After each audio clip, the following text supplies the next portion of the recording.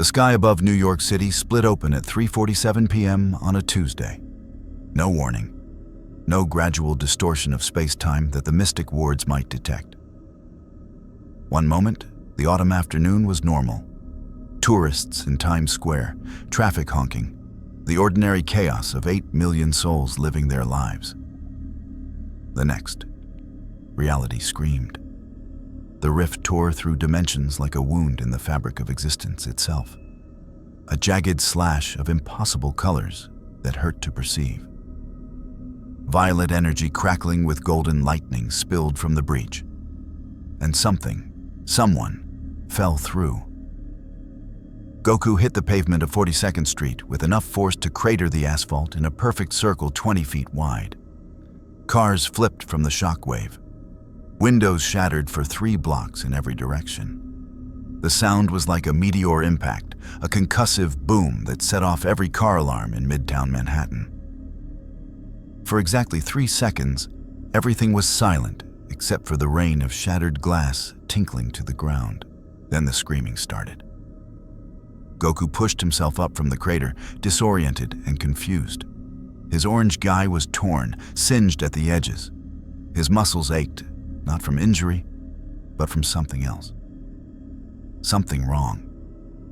The air felt thick, resistant, like he was moving through water.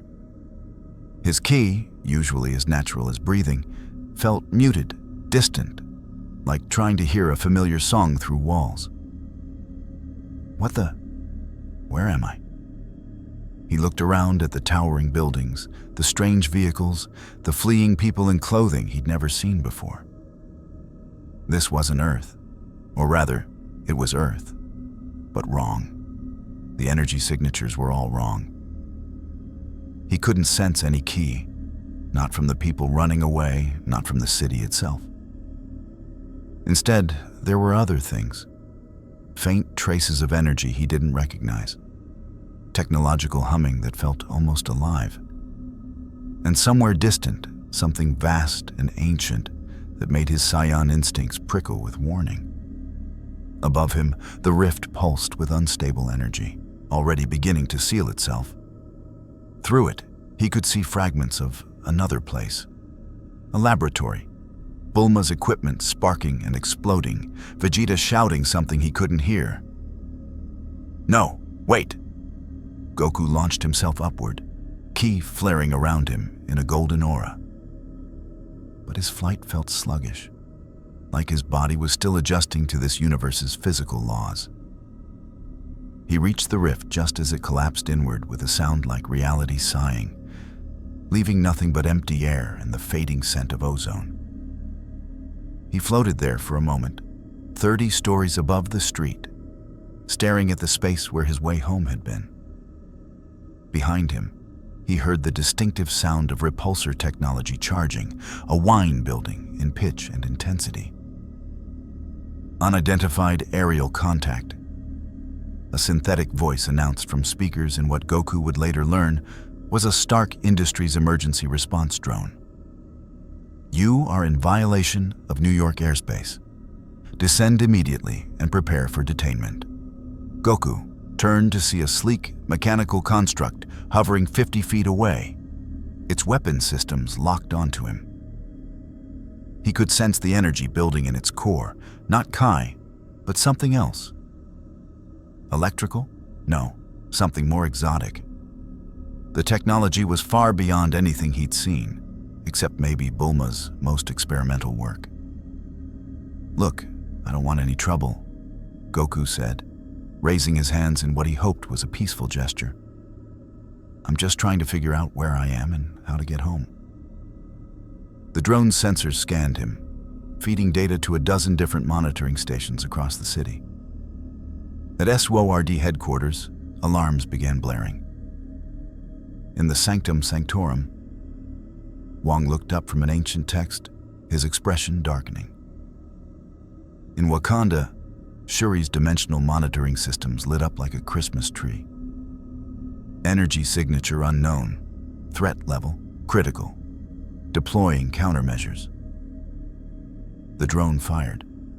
Goku didn't even think about it. His body moved on pure instinct, honed through decades of combat. He sidestepped the energy blast with casual ease, the beam missing him by inches and punching a hole through an office building's corner. His eyes widened as he realized what had almost happened. "Hey, there are people in there." He vanished in a burst of speed that the drone's sensors registered as instantaneous teleportation, appearing at the damaged building. Debris was falling, office workers screaming as their floor tilted. Goku moved through the chaos, catching falling people, supporting crumbling sections of wall with one hand while evacuating entire floors with the other. To the terrified office workers, he was a blur of orange and gold, impossibly fast and impossibly strong. In 90 seconds, he'd evacuated 243 people to street level and stabilized the building's structure using precision key blasts to weld support beams together. He turned back to face the drone, breathing slightly heavier. That had taken more effort than it should have. His Kai reserves were fine, but the energy cost of everything felt higher here. Like the universe itself was charging him a tax for existing. "I saved those people," Goku said firmly. "I don't know what's going on, but I'm not your enemy. I just need..." 6 more drones appeared, surrounding him in a perfect hexagonal formation. Below, on the streets, the distinctive sound of heavy vehicles announced the arrival of something called damage control. Government response teams in tactical gear with weapons that made Goku's instincts scream danger. In a mobile command center 3 blocks away, Director Cleary of Damage Control watched the feeds with cold calculation. Superhuman capabilities confirmed. Durability unknown. Energy manipulation confirmed. Threat assessment maximum. Authorization to use lethal force if subject resists detainment. "Sir, he just saved over 200 civilians," one of his analysts protested. "Which makes him even more dangerous if he decides to stop being helpful. Deploy the Stark Tech deterrent grid. Now." Back in the air, Goku felt the shift in the atmosphere as the drones began emitting some kind of field. His ki flickered, disrupted by frequencies designed to interfere with enhanced individuals' powers. It didn't shut him down. His ki was too foreign, too different from anything MCU technology was designed to counter.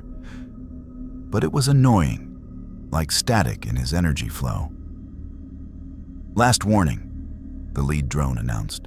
"Surrender for processing or be subdued by force." Goku's fists clenched. He'd faced down gods and universe-destroying entities. He'd died and come back. He'd pushed past every limit the cosmos thought to impose on him. And now, stranded in a strange universe, disoriented and separated from everyone he loved, these machines were threatening him? His aura flickered gold for just an instant, not a transformation, just his ki responding to his emotional state. But that flicker was enough. Every sensor in New York went haywire. The energy spike was impossible, reading higher than a nuclear detonation compressed into a human-sized form. At Avengers compound, Sam Wilson's phone exploded with alerts. In the Sanctum Sanctorum, Wong began emergency preparations for dimensional containment. In space, cosmic entities turned their attention toward Earth, sensing something that shouldn't exist. Goku forced his energy back down, regaining control. "I don't want to fight you," he said quietly, "but I'm not going to let you cage me either. I need to find whoever's in charge here and explain what happened." Subject is non-compliant, initiating capture protocol. The drones fired simultaneously. Not energy weapons this time, but some kind of expanding foam designed to encase and neutralize enhanced individuals. Goku dodged the first salvo, his speed leaving after images in the air. The second salvo he simply powered through, his aura burning away the containment foam before it could touch him. On the ground, tactical teams raised weapons that hummed with exotic energy. Goku recognized the threat, These weren't normal guns. Some kind of energy projection? Particle beams? Something else entirely? "Okay," Goku said, settling into a familiar fighting stance despite his exhaustion and disorientation. "If you're going to make me do this the hard way." Golden lightning crackled around his body as he prepared to transform, just enough to prove he wasn't someone they could simply capture. Just enough to make them think twice. But before he could power up, a new voice cut through the chaos. Calm, authoritative, and amplified through speakers on the most advanced piece of technology Goku had seen yet. A red, white, and blue shield-shaped drone, far more sophisticated than the others. "Stand down, all units. I'm taking command of this situation." The tactical teams hesitated, confused. Through their comms came a voice many of them recognized. "This is Captain America. I'm inbound on your position. Nobody fires until I've had a chance to talk to our new friend. That's an order." Goku's aura faded as he sensed the change in the situation. Not de-escalation exactly, but shift. Someone with authority was intervening. Someone the others respected. High above the city, Sam Wilson, the new Captain America, flew toward the confrontation on advanced Wakandan wings, his mind racing. The energy readings he was seeing were impossible. The figure floating above 42nd Street had power that registered beyond anything in SHIELD's database. Beyond Thor at his peak. Beyond Carol Danvers. Beyond anything human or alien that Earth had encountered. But the figure had also just saved hundreds of lives without being asked, and was now holding back despite being attacked. That didn't sound like a threat. That sounded like someone who might be an ally, or the most dangerous enemy Earth had ever faced. Sam had about 90 seconds before he arrived to decide which. Below, Goku waited, forcing his breathing to steady, trying to understand this strange new world he'd crashed into. Behind him, the space where the dimensional rift had been was completely sealed. No way home, no familiar energy signatures, no frame of reference. Just a warrior, impossibly far from home, trying not to start a war. If you want to see more crossover battles and unexpected universe collisions, hit that subscribe button and drop the name of a character and universe you'd want to see in the comments below. Let's explore the infinite together. The Saiyan who had saved Universe 7 countless times now faced his greatest challenge. Surviving in a universe that had no idea what he was, and every reason to fear him. Sam Wilson descended through the smoke and chaos with practiced precision, his Wakandan wings adjusting to thermal updrafts with minute corrections. Through his tactical display, he could see the floating figure clearly now. A man in orange and blue clothing, muscular build, wild black hair that defied physics by sticking straight up. The energy readings coming off him pulsed in waves that made SWORD's sensors stutter and recalibrate. "All damage control units, pull back to perimeter positions," Sam ordered, his voice carrying the authority of the shield even without holding it physically. "Maintain observation, but do not engage. Repeat, do not engage." "Captain America, this is Director Cleary. That subject represents an unprecedented threat level. We have authorization from—" "I don't care whose authorization you have," Sam cut him off. "I've got eyes on the situation, and what I see is someone who just saved a building full of people while being shot at. We're going to try, talking before we escalate to a fight none of us might walk away from." Sam had learned hard lessons over the years. Steve Rogers had taught him that sometimes the strongest move was extending a hand instead of a fist. And the energy readings on this stranger suggested that if it came to a fight, Manhattan might not survive the collateral damage. He landed on a rooftop 30 feet from where Goku hovered, close enough to talk without shouting, far enough to react if things went wrong. Up close, Sam could see the details. The stranger's clothing was torn and scorched. His breathing was slightly elevated, and his eyes were scanning the surroundings with the wariness of someone completely out of their element. Not the look of a conqueror or invader, the look of someone lost. "I'm Sam Wilson," he said, keeping his voice level and non-threatening. "People call me Captain America. You just made a pretty dramatic entrance into our world. Want to tell me what's going on?" Goku's posture relaxed slightly at the tone. This wasn't another attack. This was someone actually trying to communicate. "My name's Goku. Son Goku. I'm from Earth, but not this Earth, I think. There was an accident with some dimensional equipment, and a rift opened up, and I fell through." He gestured helplessly at the sky, where the breach had been. "I didn't mean to cause all this trouble. I was just trying to get home before the rift closed, but I was too slow." Sam's tactical HUD was recording everything, transmitting to the Avengers compound and SWORD headquarters. Analysts were already running linguistic analysis on Goku's speech patterns, comparing his story against known dimensional incidents. The language was English, perfect English, but there were subtle tells that suggested it wasn't his native tongue. "Dimensional travel," Sam said carefully. "That's not something we see every day, but it's not unheard of. We have people who specialize in that kind of thing, sorcerers who might be able to help you find your way back." He paused, noting how Goku's expression brightened with hope at those words. "But first, we need to sort out what just happened here. You damaged city property, caused a mass panic, and resisted government response teams."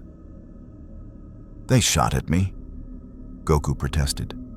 "I tried to explain I wasn't a threat, but those machines just opened fire. What was I supposed to do? Let myself get hit?" "Could those weapons have hurt you?" Sam asked, genuinely curious. Goku considered the question, his head tilting slightly. "I don't know. Maybe. The energy they were using felt weird, not like anything I've sensed before. I wasn't going to stand there and find out." His expression grew more serious. "But I made sure not to hurt anyone when I dodged. And when that building got damaged, I got everyone out. I protected them." Sam nodded slowly. Everything in the stranger's body language read as honest. Either he was telling the truth, or he was the best liar Sam had ever encountered. And Sam had interrogated Hydra agents and alien infiltrators. "I believe you. The question is, what happens now? You're stranded in our world. We don't know anything about you except that you have power that's off the charts. And there are a lot of people, government agencies, international organizations, who are going to want answers." "I just want to go home," Goku said simply. "I have friends there, family, people who need me. If there are sorcerers here who can open a portal back to my universe, I'll cooperate with whatever you need." In the Sanctum Sanctorum, Wong watched this exchange through a scrying portal, his expression grim. Beside him, astral projections of 3 other sorcerers from Kamartaj observed with equal concern. "The dimensional breach has sealed," one of them said, running her hands through mystical calculations that hung in the air like glowing equations. "But the damage to the barriers between his universe and ours is catastrophic. It's like a scar in reality, healed on the surface but fundamentally weakened underneath." Wong's fingers traced patterns in the air, analyzing the stranger's energy signature. "His power is unlike anything in our archives. Not magical, not cosmic in the way we understand it, not technological. It's biological, but refined through discipline and technique. He's trained this energy, this Kish, as he called it, to levels that rival dimensional lords." "Can we send him back?"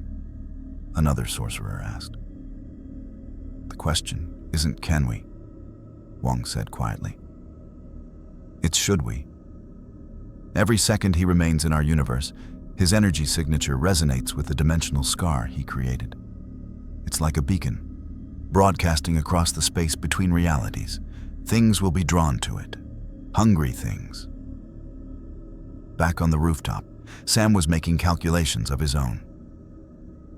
Here's what I can offer you, Goku. Come with me to Avengers compound, voluntarily. We'll get you cleaned up, fed, and I'll arrange a meeting with the sorcerer who leads our mystical defense, Wong, the Sorcerer Supreme. He's the best chance you have of getting home. In exchange, you answer our questions. Let us understand what you are and where you're from, and you don't use that power of yours unless it's absolutely necessary. And if I say no? Goku asked. Not confrontational, just genuinely curious about his options. Sam gestured at the perimeter, where tactical teams waited with weapons trained upward, where drones circled at a safe distance, where satellite surveillance undoubtedly tracked every movement. Then things get complicated. You'd be classified as an uncontained superhuman threat. They'd send bigger guns, heavier hitters. It would escalate and people would get hurt. Maybe not you. Based on what I'm seeing, I don't think conventional weapons would slow you down much. But the people caught in the crossfire, the buildings that get destroyed, the city blocks that become collateral damage? Goku's fists clenched. He'd seen too much destruction, caused too much himself when fighting universe-ending threats. The idea of a fight tearing through a city full of innocent people because he refused to cooperate made his stomach turn. I'll come with you, he said. But I'm trusting you, Sam Wilson. I'm trusting that you're going to help me get home, not just lock me up and study me like some kind of specimen. You have my word, Sam said, and meant it. We've dealt with a lot of strange things over the years. Gods, aliens, androids, sorcerers. If you're telling the truth and you're just trying to get home, we'll do everything we can to help. Goku descended to the rooftop, his feet touching down lightly despite his mass and power. This close, Sam could see the details that surveillance hadn't captured. The calluses on Goku's knuckles from decades of hand-to-hand combat, the small scars that even superhuman healing hadn't completely erased, the alertness in his eyes that spoke of someone who'd survived countless battles through skill and instinct. A warrior, not a soldier like Steve had been, but something purer, someone who fought because it was in their nature. I'm going to need you to come down to street level with me, Sam said. The transport will meet us there. And Goku, keep your power suppressed. Some of the people watching this have itchy trigger fingers, and I'd rather not test whether diplomacy can survive you going full blast with whatever that golden energy was. Goku nodded, though his expression showed uncertainty. I'll keep it low. But I should tell you, that wasn't even close to my full power. What you saw was just me getting a little frustrated. If I actually transformed, the energy release alone would probably— Let's not finish that sentence, Sam interrupted. Just keep it contained, please. They descended together, Sam gliding on his wings while Goku simply floated downward with effortless control.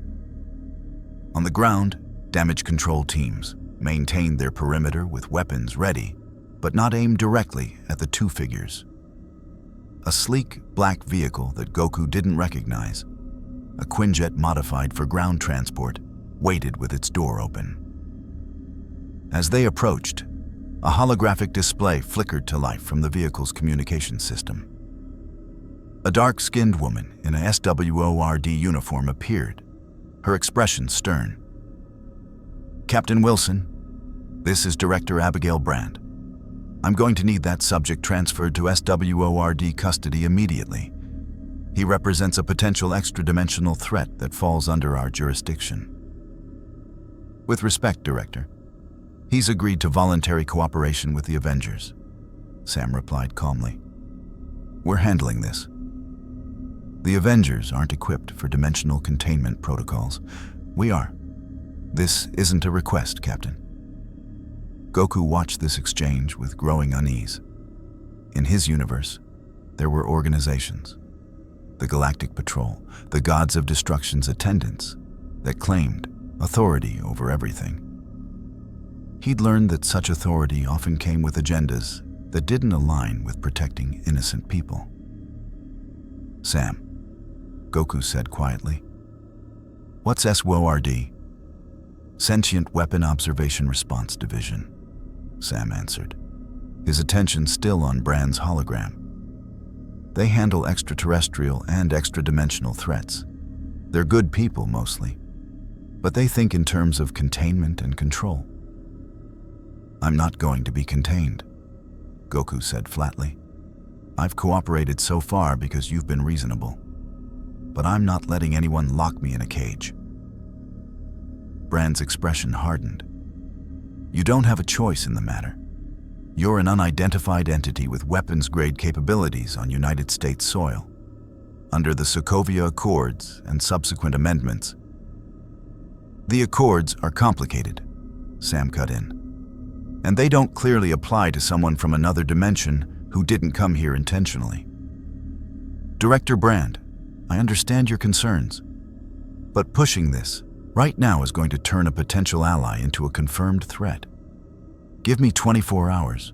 Let me get him to the compound, have Wong assess the dimensional situation, and we'll coordinate with SWORD on next steps." There was a long pause. Goku could almost feel the tension crackling through the holographic connection. Finally, Brand spoke. 24 hours, Captain. But SWORD will have observers present, and if he displays any hostile intent, we will respond with extreme prejudice. And Wilson, if this goes wrong, it's on you." The hologram flickered out. Sam let out a breath he hadn't realized he was holding. "Welcome to Earth, Goku. Politics and power struggles included, apparently." "It's not that different from my universe," Goku said with a slight smile. "Except there, when organizations fight over jurisdiction, they usually end up just letting me handle the problem anyway, because I'm usually the strongest one around." Sam paused mid-step. "Usually? Well, there's Beerus. He's a god of destruction, literally can erase anything from existence. Whis, his attendant, is even stronger. The Grand Priest makes Whis look like a joke. And Zeno, the Omni King, can erase entire universes with a thought. But among mortals? Yeah, I'm up there."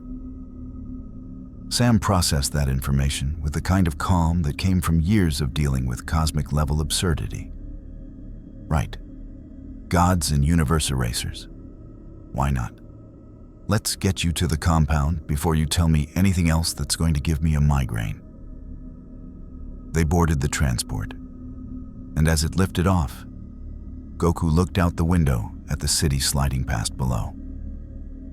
Millions of people going about their lives, completely unaware that someone from another universe entirely had just crashed into their reality.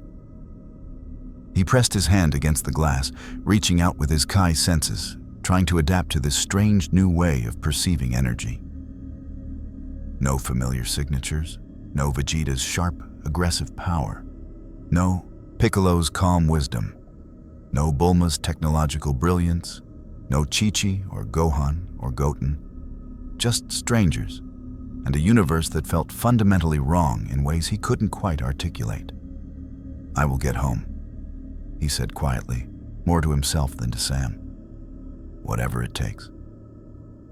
In the Sanctum Sanctorum, Wong closed the scrying portal, his expression troubled. "Whatever it takes," he repeated. "That's exactly what I'm afraid of." The Avengers compound sprawled across 200 acres of upstate New York countryside, a testament to Stark's engineering genius and post-blip reconstruction efforts. Goku watched through the transport window as they approached, noting the energy signatures that pulsed beneath the surface. Defensive systems, power generators, something that felt almost like contained solar radiation. "Impressive," he said, genuinely admiring the facility. It reminds me a little of Capsule Corp back home. That's my friend Bulma's company. She builds everything from time machines to spaceships. Sam's eyebrows rose. Time machines? Plural? Long story. Involved androids, a guy who could absorb people, and my son from an alternate timeline. Actually, make that 2 alternate timelines. Goku scratched his head, the memory making him smile despite the circumstances. Time travel gets confusing. The transport landed on a dedicated pad, and as the door opened, Goku stepped out into afternoon sunlight that felt subtly different from his Earth's. The star was the same type, the atmosphere nearly identical. But there was something in the quantum structure of reality itself that his Saiyan senses detected. Like the universe was humming at a frequency just slightly off from what he knew. Waiting on the landing pad was a small welcoming committee. Sam had called ahead, and the compound's current residents had assembled to meet the dimensional anomaly that had appeared in New York. Bruce Banner stood at the forefront, no longer trapped in Hulk's form, but having achieved a careful balance between his 2 natures. His analytical eyes studied Goku with scientific fascination, barely contained beneath cautious wariness.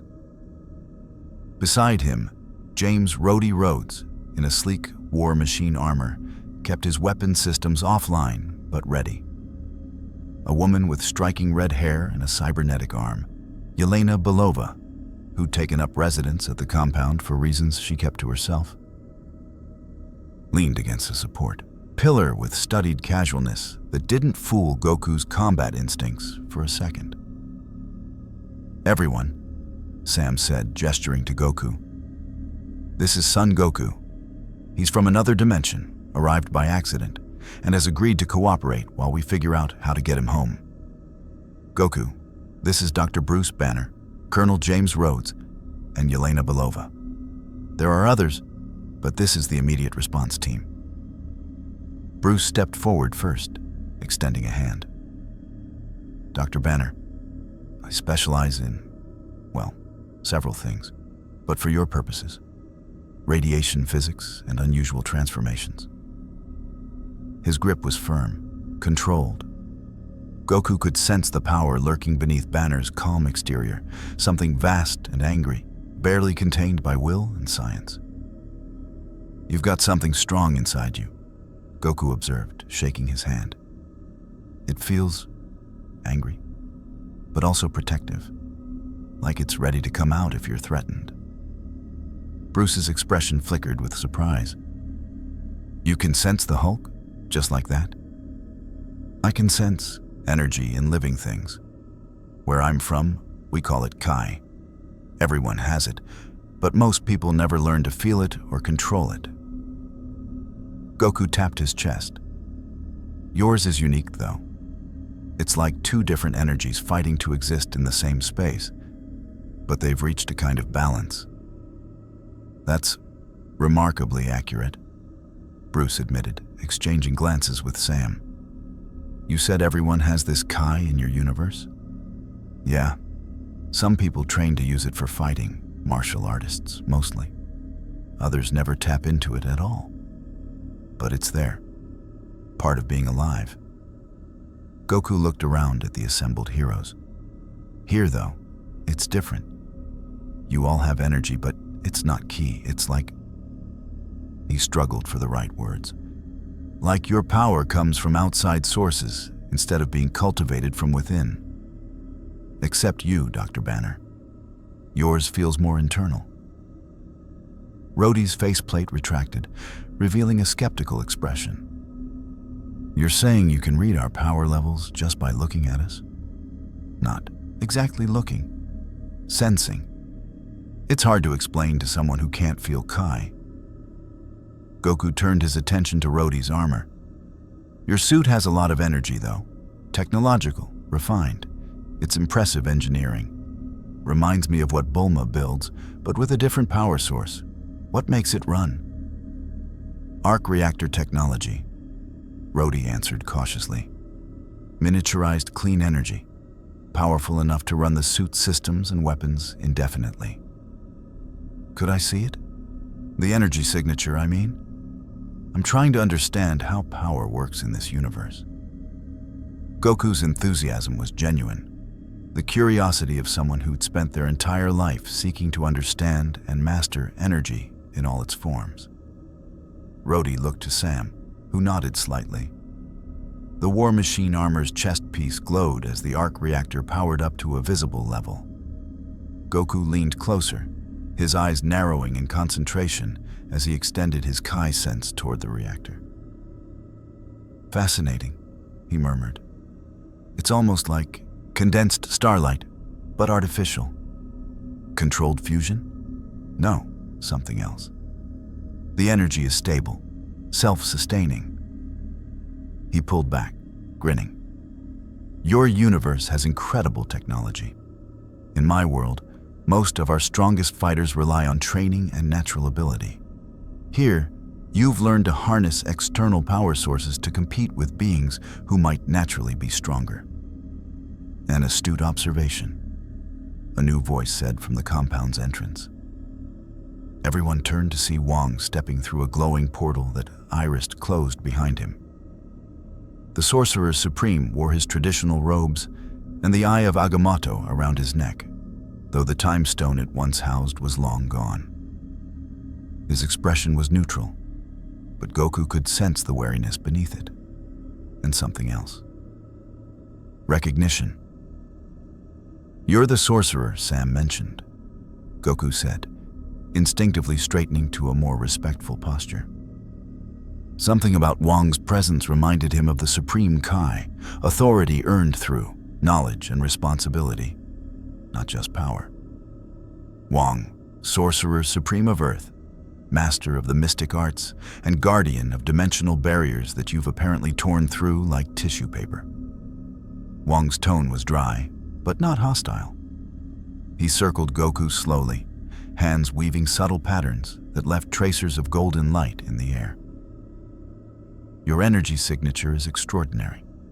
Not magical, not divine in the way we classify such things, but refined to a degree that approaches both. How long have you trained this ki?" "Pretty much my whole life," Goku answered. "I started learning martial arts when I was a kid. Met my first teacher when I was 12. Since then, I've trained under gods, angels, and fought against beings who could destroy universes. Every time I hit a limit, I find a way to break through it."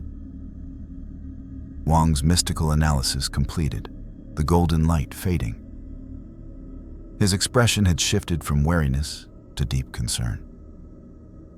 "I need you to understand something, Goku. The breach you came through, it wasn't clean. Dimensional barriers are like skin. When they're cut, they scar.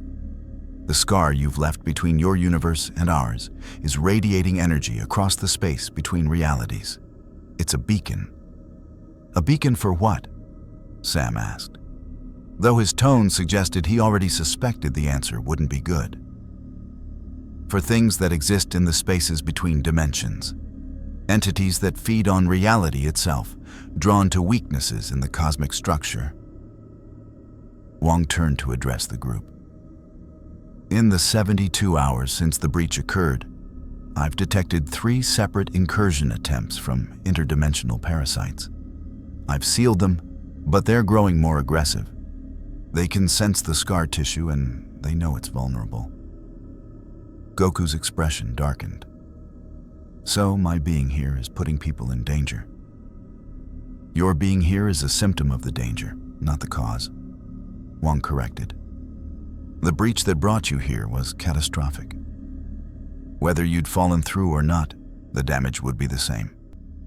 But..." He hesitated, choosing his words carefully. "Your energy signature resonates with the breach. Every time you use your power, particularly at higher levels, it's like agitating a wound. It draws more attention." "So what are you saying?" Yelena spoke up from her position against the pillar. "He should just not use his power. What if something attacks?" I'm saying we have a delicate situation that requires careful handling." Wong gestured, and mystical diagrams appeared in the air. Complex equations and dimensional models that made even Bruce lean forward with interest. "There are 3 options. First, I attempt to send Goku back to his universe, which requires reopening the sealed breach and risks creating an even larger tear that might never fully heal. Second, we keep him here and suppress his energy signature through magical means, essentially hiding him from interdimensional attention while we work on a safer way to return him. Third, we find a way to permanently stabilize the dimensional scar, making it strong enough that Goku's presence no longer matters. But that could take months or years. How long can you hold off these interdimensional things?" Rhodey asked practically. "Indefinitely, assuming nothing changes. But if a major incursion occurs, something on the scale of Thanos or the Chitauri invasion, and Goku is forced to use his full power to help defend this world?" Wong's expression was grave. The resulting beacon could tear the dimensional barriers wide open. We'd be facing threats from 1,000 different realities simultaneously. The weight of that statement settled over the group like a physical thing. Goku felt it acutely, the understanding that his very existence here was a loaded gun pointed at this entire universe. One wrong move, one moment of losing control, and he could doom billions. "I can control my power," Goku said quietly. "I've spent years learning to suppress my energy, to hide my presence when necessary. If I need to stay hidden, I can do that." "Can you?" Wong challenged, not unkindly. "You've been here less than 6 hours, and you've already had multiple spikes in your energy output. When those drones attacked you in New York, your power flared. When you're frustrated or emotional, it leaks out. I'm not questioning your discipline. I can sense you have tremendous control. But perfect control, every moment of every day, with no lapses, that's what would be required." Bruce stepped forward, his scientific mind already working through the problem. "What if we combined approaches? Use Wong's suppression magic as a baseline, but also create a technological damping field, something like what we use to contain gamma radiation or cosmic energy. Layer the protections, build in redundancies. It wouldn't be perfect, but it might give us enough buffer to work on a permanent solution." "And in the meantime?" Sam asked. "What do we do with Goku? He can't just sit in a cell for months while we figure this out." "I don't want to be a prisoner," Goku said firmly. "I've agreed to cooperate, but I'm not going to be locked up. If I have to live in this universe for a while, I need freedom to move, to train, to exist as more than just a problem to be solved." Wong studied him for a long moment. "You speak of training. In your universe, is your power purely physical, or is there a spiritual component?" "Both," Goku answered. "The strongest fighters I know have mastered not just their bodies, but their minds and spirits. Ultra Instinct, my highest technique, requires letting go of conscious thought entirely, moving on pure instinct refined through discipline." "Then perhaps there's a fourth option," Wong said slowly. "The mystic arts aren't so different from your ki manipulation. Both require internal discipline, both draw on fundamental forces of existence. Both can be refined through meditation and practice. What if I were to teach you to integrate mystical principles with your ki techniques? Not to replace what you know, but to adapt it for this universe's dimensional structure." "You want to train him?" Yelena said incredulously. "The universe-breaking alien gets magic lessons?" "I want to give him tools to exist safely in our reality," Wong corrected. "Right now, his power is like a radio broadcasting on frequencies that shouldn't exist here. If I can teach him to adjust those frequencies, to harmonize his ki with our universe's natural laws, the dimensional stress would decrease significantly." Goku's eyes lit up with interest. You teach me magic? I've never really learned proper magic before. I've seen it, fought against sorcerers and gods who use it, but I always relied on Kai techniques instead. Magic is just another form of energy manipulation, Bruce interjected, his scientific mind already drawing parallels. If what you're describing is accurate, ki and mystical energy might operate on similar principles, just expressed through different universal constants. Sam held up a hand. Let's slow down. Wong, you're talking about training someone who, by your own admission, could accidentally tear open dimensional barriers if he powers up too much. Is that wise? The alternative is suppressing his power entirely and hoping nothing forces him to use it. Wong countered. Which option sounds more realistic to you, Captain? Before Sam could answer, alarms blared throughout the compound. Holographic displays flickered to life, showing emergency broadcasts from a dozen different sources. Bruce pulled up the feeds, his expression tightening as he processed the information. We've got a situation, he announced.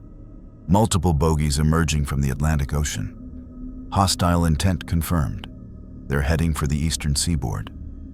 On the screens, Goku could see creatures unlike anything in his universe.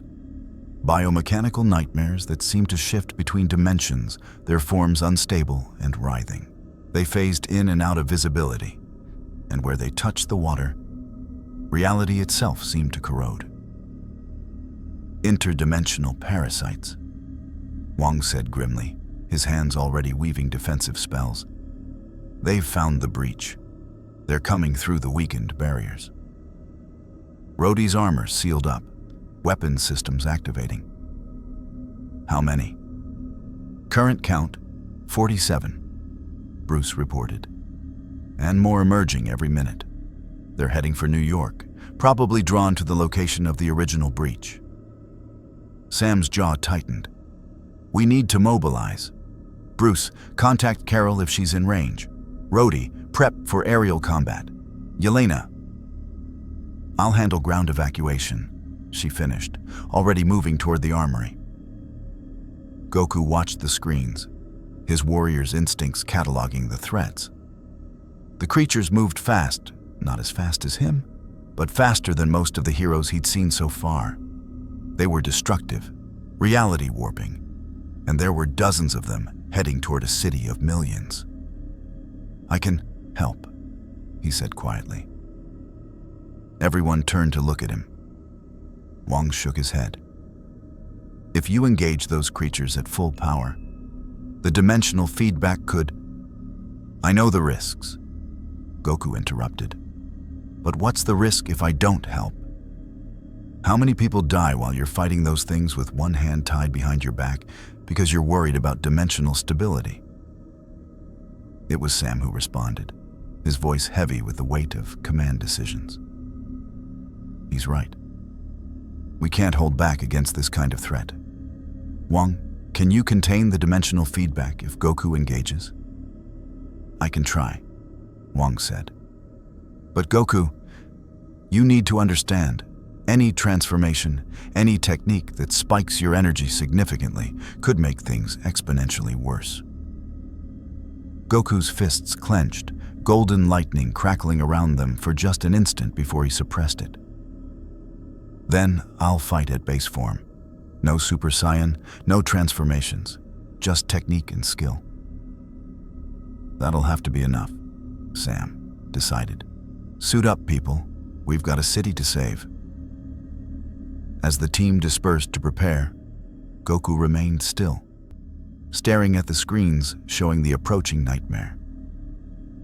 In his universe, he'd grown accustomed to going all out, to pushing past every limit to protect the innocent. Now he had to fight with restraints he'd never imagined. But he was Son Goku. He'd died, come back, mastered God-level transformations, and achieved ultra instinct through discipline most beings couldn't comprehend. If anyone could fight a universe-ending threat while handicapped, it was him. Wong approached, placing a hand on Goku's shoulder. Your restraint will be tested today. Whatever happens, remember, you're fighting not just to save lives, but to prevent something far worse. I understand, Goku said, his expression settling into the calm focus of a master martial artist preparing for battle. No transformations, just skill. He looked down at his hands, feeling the ki flowing through them.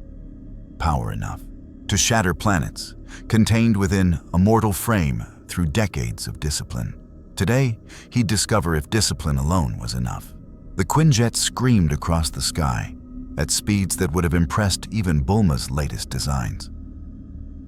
Goku sat in the passenger bay, surrounded by Earth defenders preparing for a battle that could determine the fate of millions. Through the windows, he could see the Atlantic coastline approaching, and beyond it, the dark shapes of the interdimensional parasites spreading across the sky like a malignant infection. Wong sat across from him, hands moving in precise patterns as he wove defensive enchantments. I'm placing a localized dampening field around you, the sorcerer explained, golden light forming intricate symbols that sank into Goku's skin like tattoos. It won't restrict your movement or technique, but it will absorb the dimensional resonance when you use your Kai. Think of it as a buffer between your energy and the universal barriers. Will it weaken me?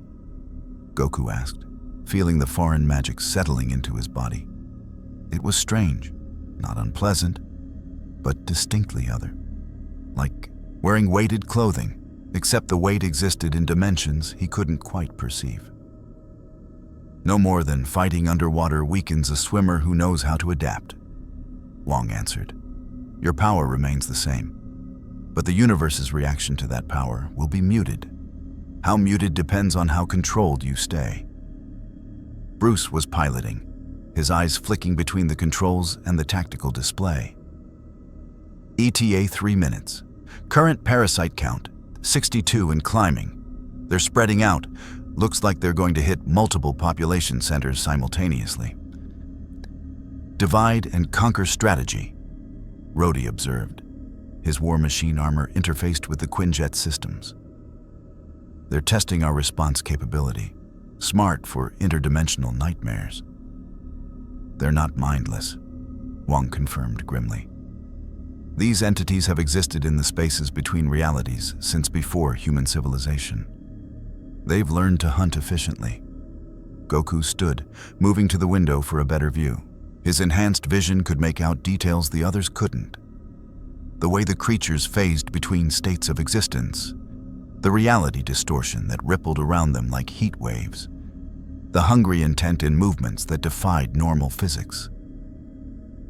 They feed on dimensional energy, he said, understanding clicking into place. That's why they're drawn to the breach. It's like blood in the water for sharks. An apt comparison, Wong agreed. And you, Goku, are carrying the scent of that breach in your very essence. When we engage, they'll prioritize you as a target. Good, Goku said simply. Better they focus on someone who can take the hits than on civilians who can't defend themselves. Sam was checking his equipment. The Wakandan wings folded against his back. The shield, not Steve's original, but a worthy successor forged in Wakanda, mag-locked to his arm. Combat protocol. Rhodey and I handle aerial targets.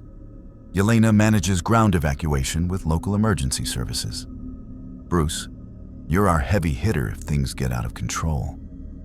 Wong maintains the dimensional barriers and provides magical support. Goku. Sam paused, meeting the Saiyan's eyes. You're our wild card. You said you can fight without transforming. Prove it. Show these things that even without going full power, you're not something they want to mess with. What are the rules of engagement? Goku asked. Can I kill them, or do you need them captured for study? Kill them, Bruce said flatly. These aren't misunderstood creatures or reformed villains. They're entropy given form. Every second they exist in our dimension, they corrupt reality around them. The Quinjet's rear door opened, wind screaming through the cabin.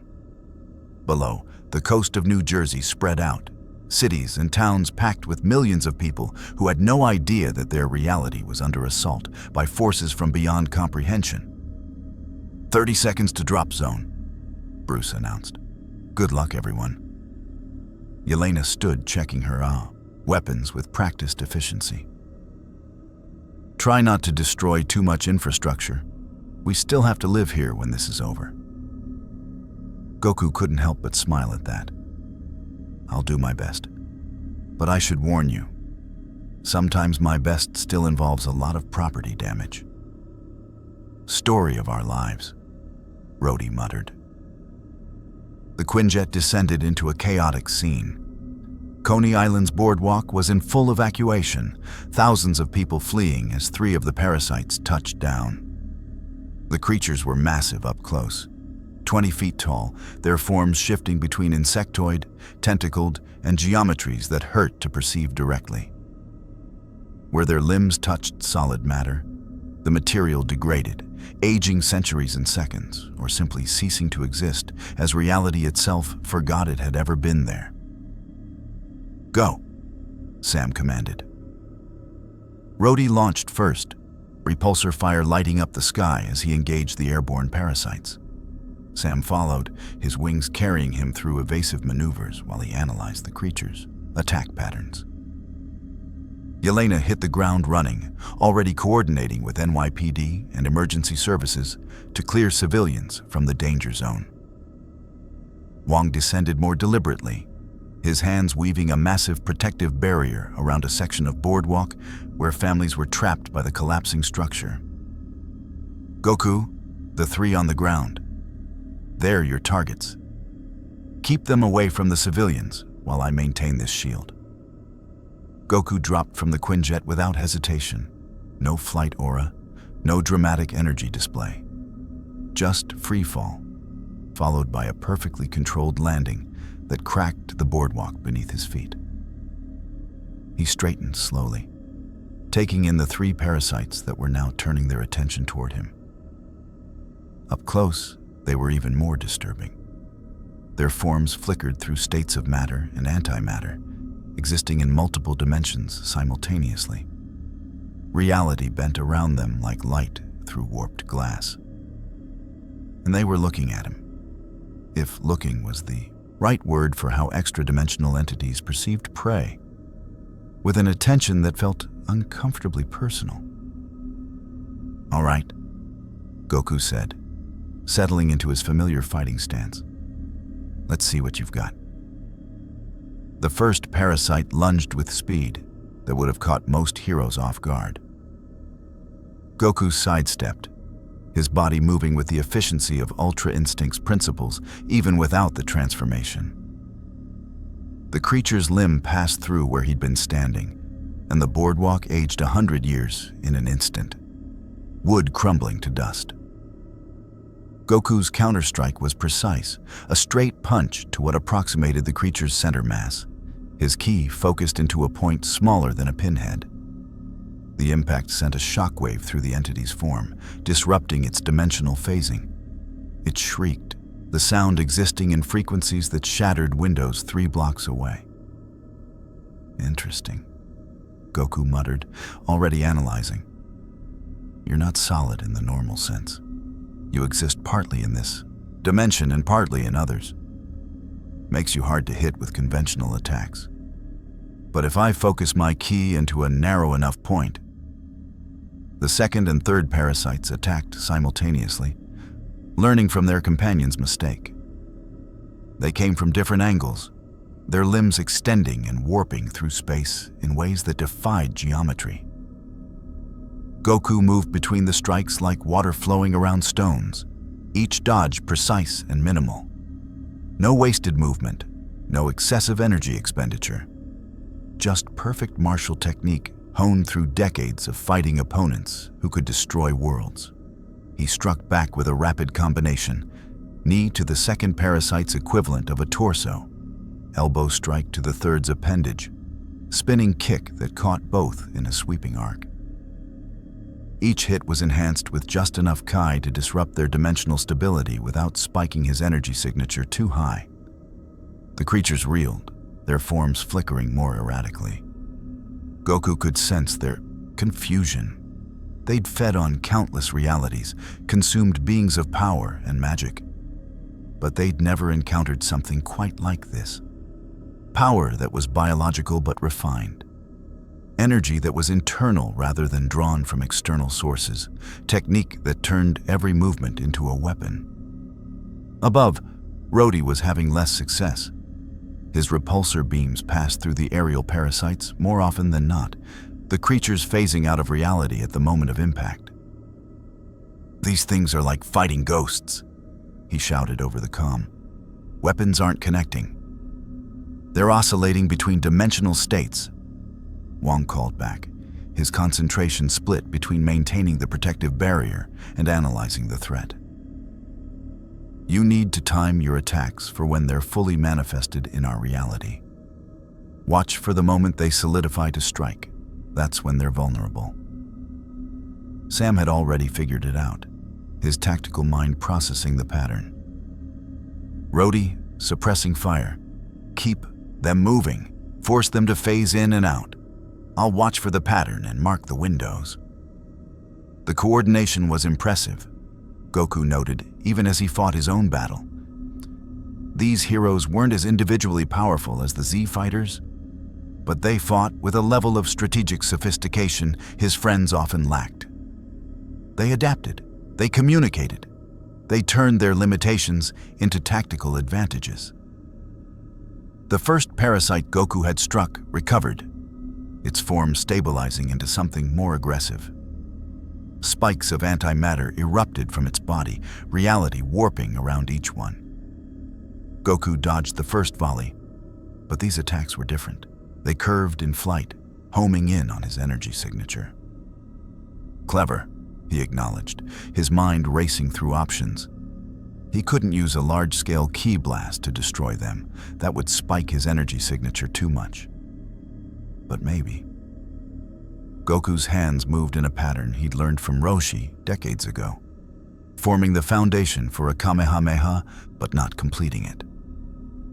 Instead, he shaped the ki into a thin barrier around himself, just enough to deflect the antimatter spikes without creating a massive energy signature. The spikes struck the barrier and scattered, their homing properties disrupted. "You're adapting to his fighting style," Wong observed, dividing his attention between maintaining shields and watching Goku fight. "They're learning from each exchange. Then I'll have to teach them faster than they can learn," Goku replied. He blurred forward with speed that made him nearly invisible, closing the distance to the first parasite before it could phase. His fist connected with its core, not a simple punch, but a technique he'd refined over years of training. A focused burst of ki released at the moment of impact, traveling through the creature's dimensional structure like a shockwave through water. The parasite's form destabilized catastrophically. It tried to phase to safety, but Goku's ki had already disrupted its control over dimensional travel. It flickered between states of existence uncontrollably, each flicker more violent than the last, until finally it collapsed into itself, with a sound like reality screaming, and vanished. One down. The remaining two parasites responded with increased aggression, their attacks becoming more coordinated, more desperate. They'd recognized Goku as the primary threat, and they were calling for reinforcements. Through his ki sense, still adjusting to this universe's strange energy signatures, Goku felt more of the creatures changing course, abandoning their spread pattern to converge on his location. "We've got a problem," he called out. "I think I got their attention. More are coming this way." "How many more?" Sam asked, executing a perfect diving strike on an aerial parasite just as it solidified, his shield cutting through its form. Goku extended his senses as far as he dared, without spiking his energy too much. "At least 20, maybe more. It's hard." to count them when they keep phasing in and out of reality. Bruce's voice came over the comm, tense with concern. Goku, if 20 of those things converge on your position, the dimensional stress from the battle could... I know, Goku interrupted. Wong, how's my energy signature looking?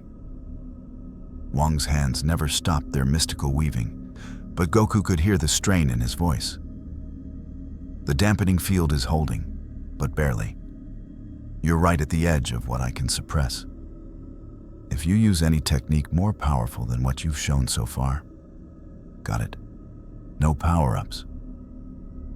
Goku's eyes tracked the two parasites still in front of him, calculating angles and timing. Then I'll just have to be more creative. He launched himself at the second parasite with explosive speed. But instead of striking, he grabbed one of its phasing appendages. The contact burned, his hand aging years and seconds from the reality-corroding effect. But Goku's ki-enhanced durability bought him the split second he needed. He spun, using the creature's own mass and dimensional instability against it, hurling it into the third parasite with devastating force. The two entities collided, their dimensional states interfering with each other catastrophically. They couldn't occupy the same space across multiple dimensions simultaneously. It violated fundamental laws even they had to obey. The collision created a cascading failure in their forms, reality reasserting itself violently in the space they occupied. Goku didn't waste the opening. He formed a small, dense sphere of ki between his palms, no larger than a marble, but containing energy compressed to nearly planetary levels. It was a technique he developed for precision work, for situations where a Kamehameha would be too destructive, but conventional strikes weren't enough. He released the sphere, and it shot forward faster than sound, punching through both parasites' destabilized forms. The energy detonated inside them, not with explosive force, but with the implosive pull that collapsed their dimensional structure from within. Both creatures vanished with twin shrieks that existed across multiple realities simultaneously. 3 down. But the 20 reinforcements were arriving, and Goku could see what Bruce had warned about. Where the parasites concentrated, reality itself began to thin. The sky above Coney Island flickered, showing glimpses of other places, alien worlds, dead universes, the spaces between dimensions where nothing should exist. Wong, Goku said quietly, his warrior's instinct recognizing a critical moment. If I don't stop them here, how bad does this get? If they establish a beachhead in our reality? Wong's voice was grim. They'll keep the dimensional breach open permanently. More will come. Eventually, they'll consume this entire universe, one piece of reality at a time. Goku looked at his hands, one aged from contact with the parasite, the skin wrinkled and spotted, already healing it, accelerated Saiyan speed, but still a reminder of what these things could do. He thought of Chi-Chi, of Gohan and Goten, of his friends and the universe he'd sworn to protect. Then he thought of the millions of people in this universe who had no idea their reality was being invaded by entropy itself. Different universe, same responsibility. I need you to make a choice, Wong, Goku said, his tone carrying the weight of someone who'd made impossible decisions before. Either you let me fight at maybe 20% of my actual power and hope it's enough to hold them off until reinforcements arrive, or you let me go higher, maybe 50%, and deal with the dimensional consequences afterward. There's a third option. Bruce's voice cut in over the comm. Fall back. Let us handle this while we evacuate the area and call in bigger guns. Carol Danvers, Thor, if we can reach him. Doctor Strange, if we can pull him from whatever dimensional crisis he's managing. You don't have to be the solution to every problem, Goku. It was reasonable, tactical, smart. Everything Goku wasn't. How long until those reinforcements arrive? he asked. 30 minutes minimum, Sam answered. Probably longer. Goku watched the sky continue to tear, watched reality bleed, felt the 20 parasites approaching, felt more behind them, an invasion force drawn to weakness, like predators to wounded prey. These people don't have 30 minutes, he said simply. And before anyone could argue, before Wong could reinforce the dampening field, or Bruce could transform into the Hulk, or Sam could issue a command, Goku made his decision.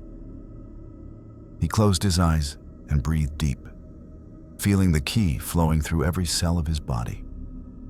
The power was there, waiting, an ocean of energy refined through a lifetime of training. He'd promised not to transform, and he'd keep that promise. But there were levels of power between base form and Super Saiyan that most opponents never lived long enough to see. His aura flared white-blue, not the golden explosion of Super Saiyan, but something more refined, controlled.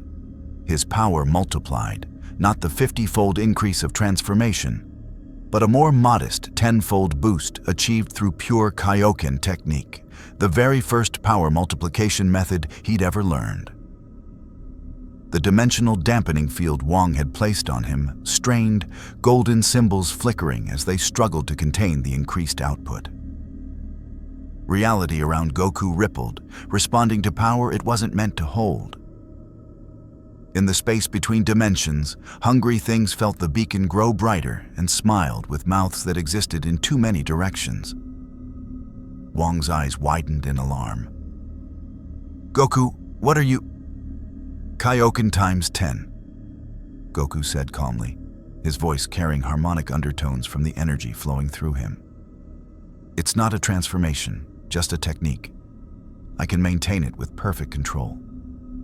The dimensional stress," Wong began, "will be worse if I let those things establish a foothold," Goku finished. "Trust me, I've got this."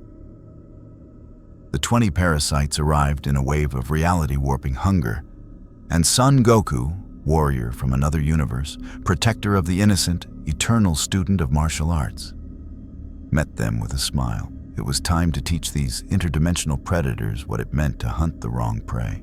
The world slowed down, not literally. Goku wasn't manipulating time, merely moving so fast that everything else seemed frozen in comparison. The Kaioken technique burned through his body like liquid fire, every muscle fiber operating at 10 times its normal capacity, every nerve firing with precision that would shame a supercomputer. His heart thundered in his chest, 400 beats per minute, pumping Kai-enriched blood through a circulatory system that had been pushed beyond mortal limits so many times it no longer remembered where those limits had been. The 20 parasites descended like a collapsing wave of entropy.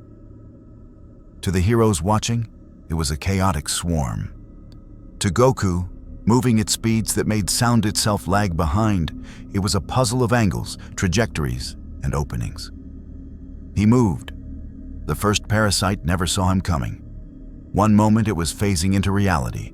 The next, Goku was inside its guard, palm pressed against its core. A focused burst of Kai, precise, controlled, no larger than necessary. And the creature's dimensional anchoring shattered. It flickered out of existence with a sound like glass breaking in reverse. Goku was already gone, a white-blue streak crossing 50 feet in a fraction of a second. The second parasite tried to phase, but Goku had learned their timing. He struck during the microsecond transition between states, when they were vulnerable, neither fully real nor fully ethereal. His fist punched through its form, ki disrupting the quantum uncertainty that allowed it to exist in multiple dimensions simultaneously. 2 down, 18 to go. He's moving like Thor at full power, Sam breathed, watching from above as Goku became a blur of motion too fast for normal human perception. How is that even possible without flying? He's using the air itself as stepping stones, Wong observed, his mystical sight tracking what normal vision couldn't.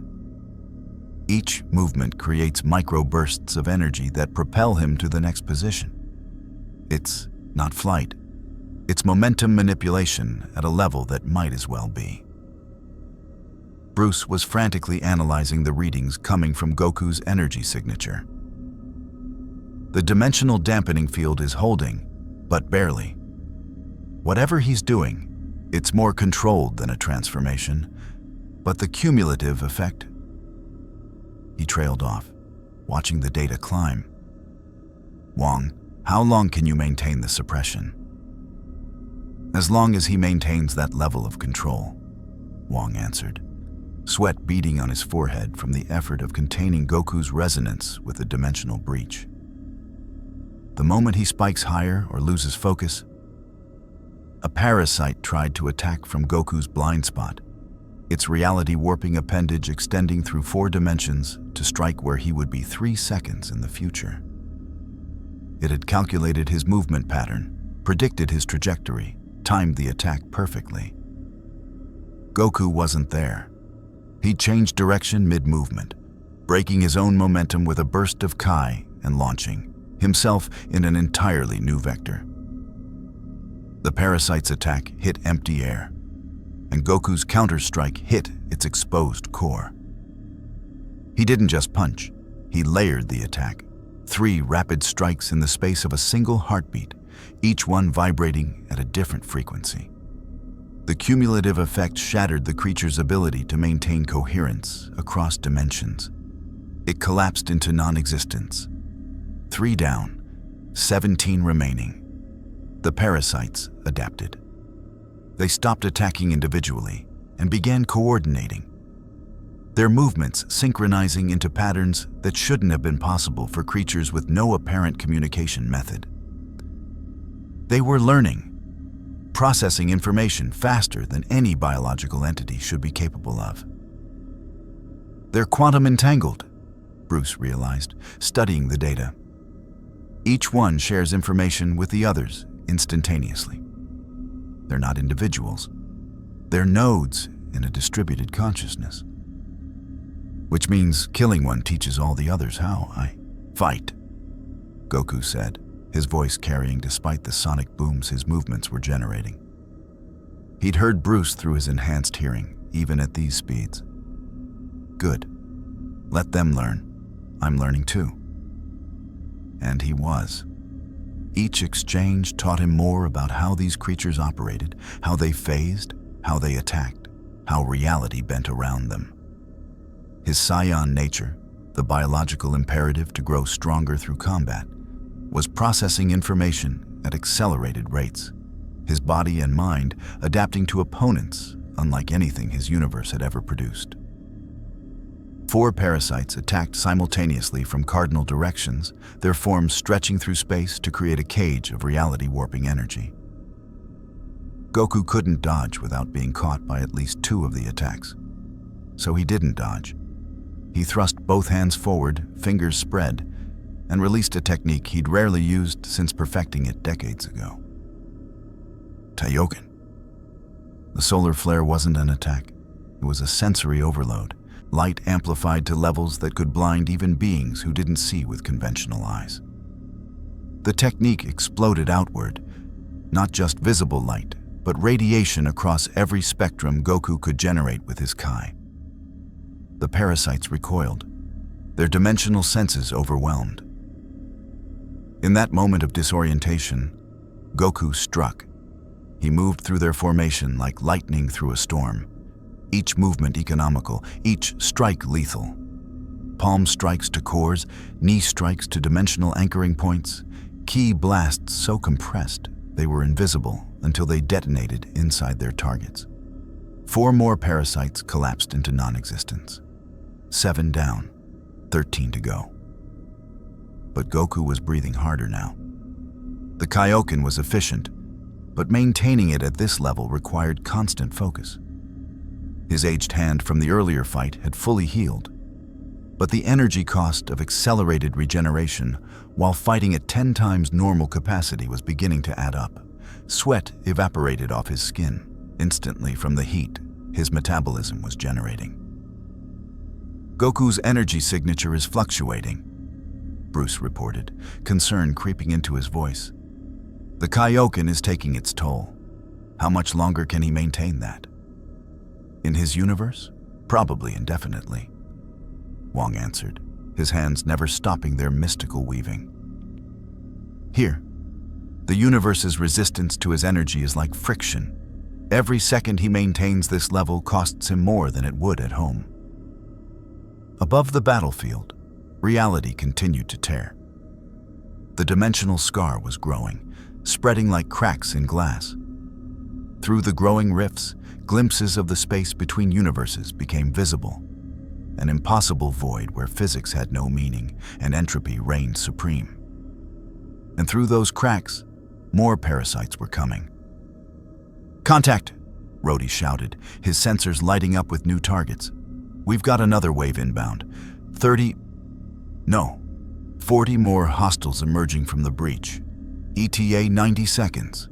Sam's tactical mind raced through scenarios, none of them good. We can't hold this position.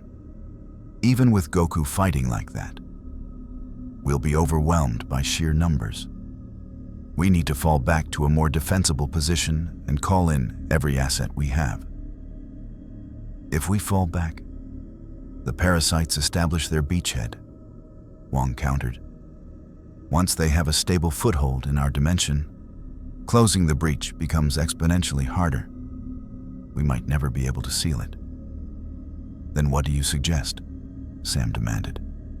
"Because unless you've got a miracle in your pocket, we're looking at a scenario where I can close it," Goku said, his voice cutting through the argument with quiet certainty. Everyone froze. Even the parasites seemed to pause, their distributed consciousness processing this new variable. "What?" Bruce asked. Goku dispatched another parasite with a precise ki blast, his attention never leaving the swarm, even as he spoke. "The breach. The dimensional scar. I can feel it. It's resonating with my energy, because I came through it.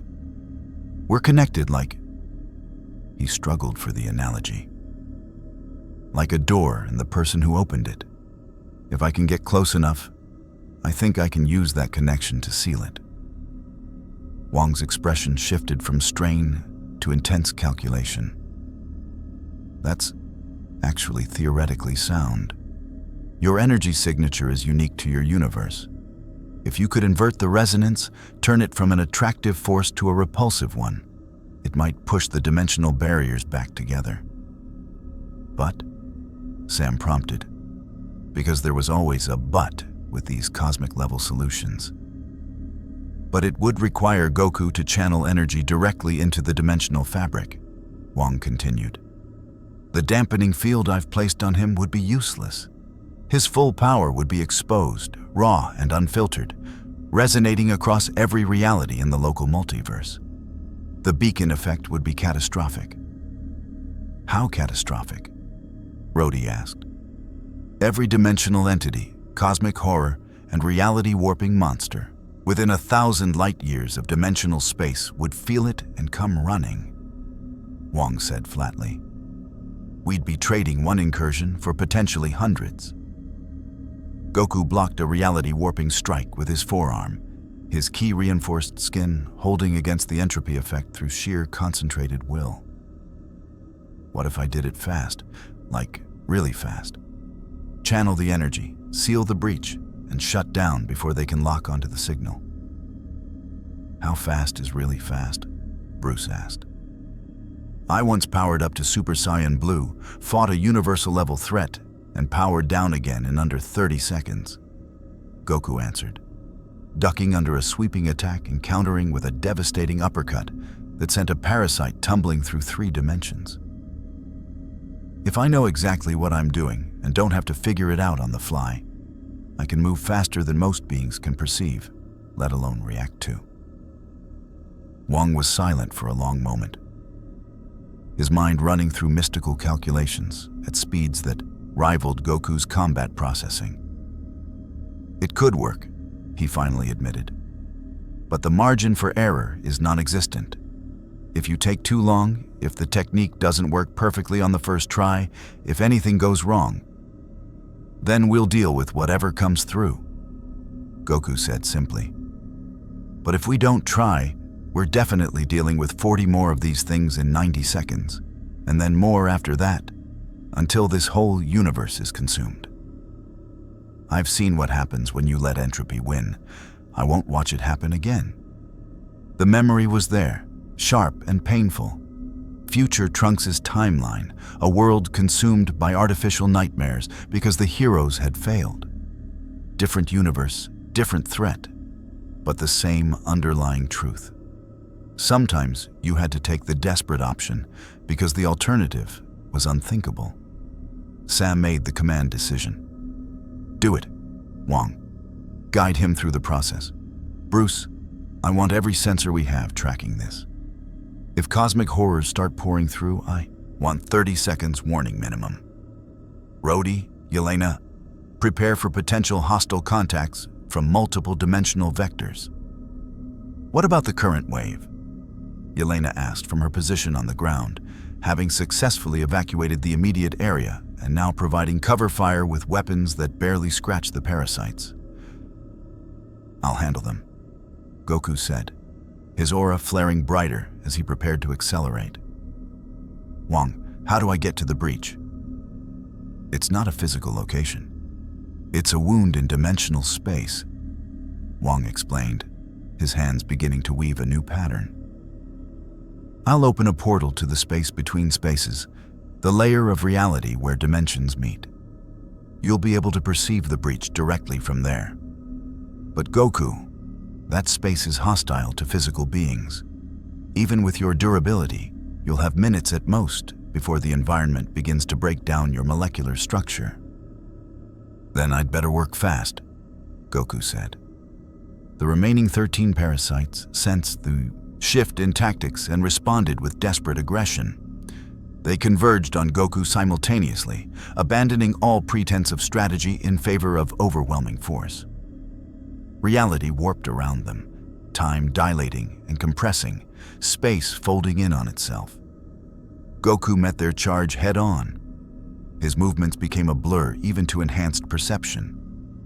He was everywhere at once, each strike perfectly timed, each dodge calculated to position him for the next attack.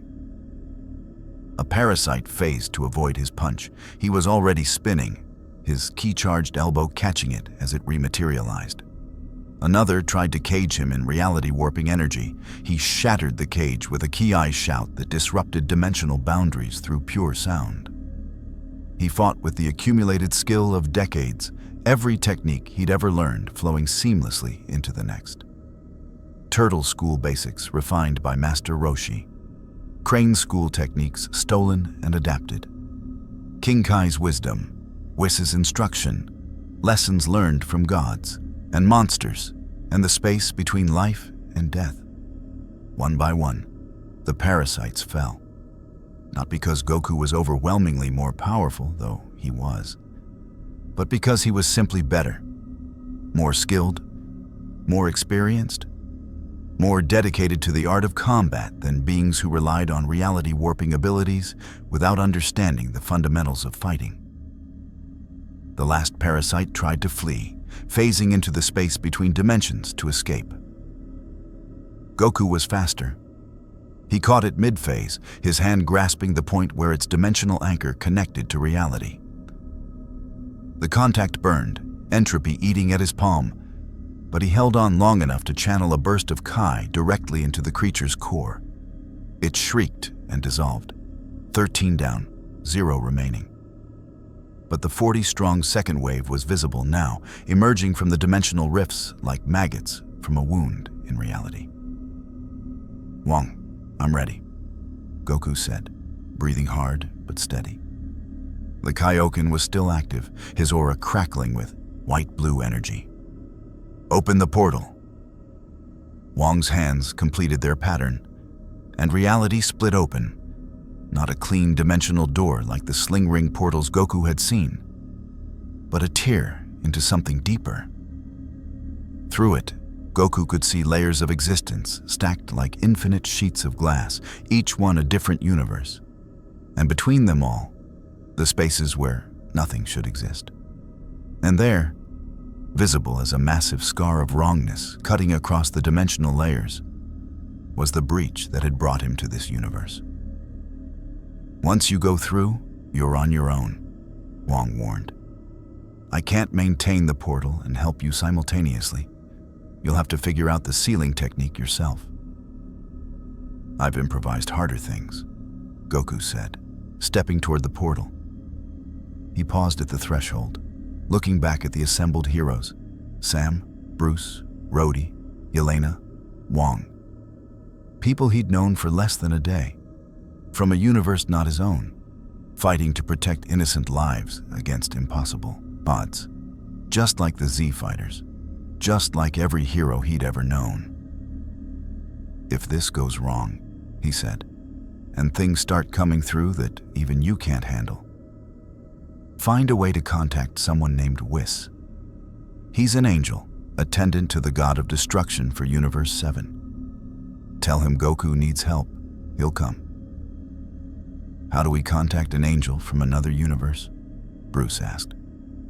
Goku grinned. That familiar expression that had preceded countless impossible victories.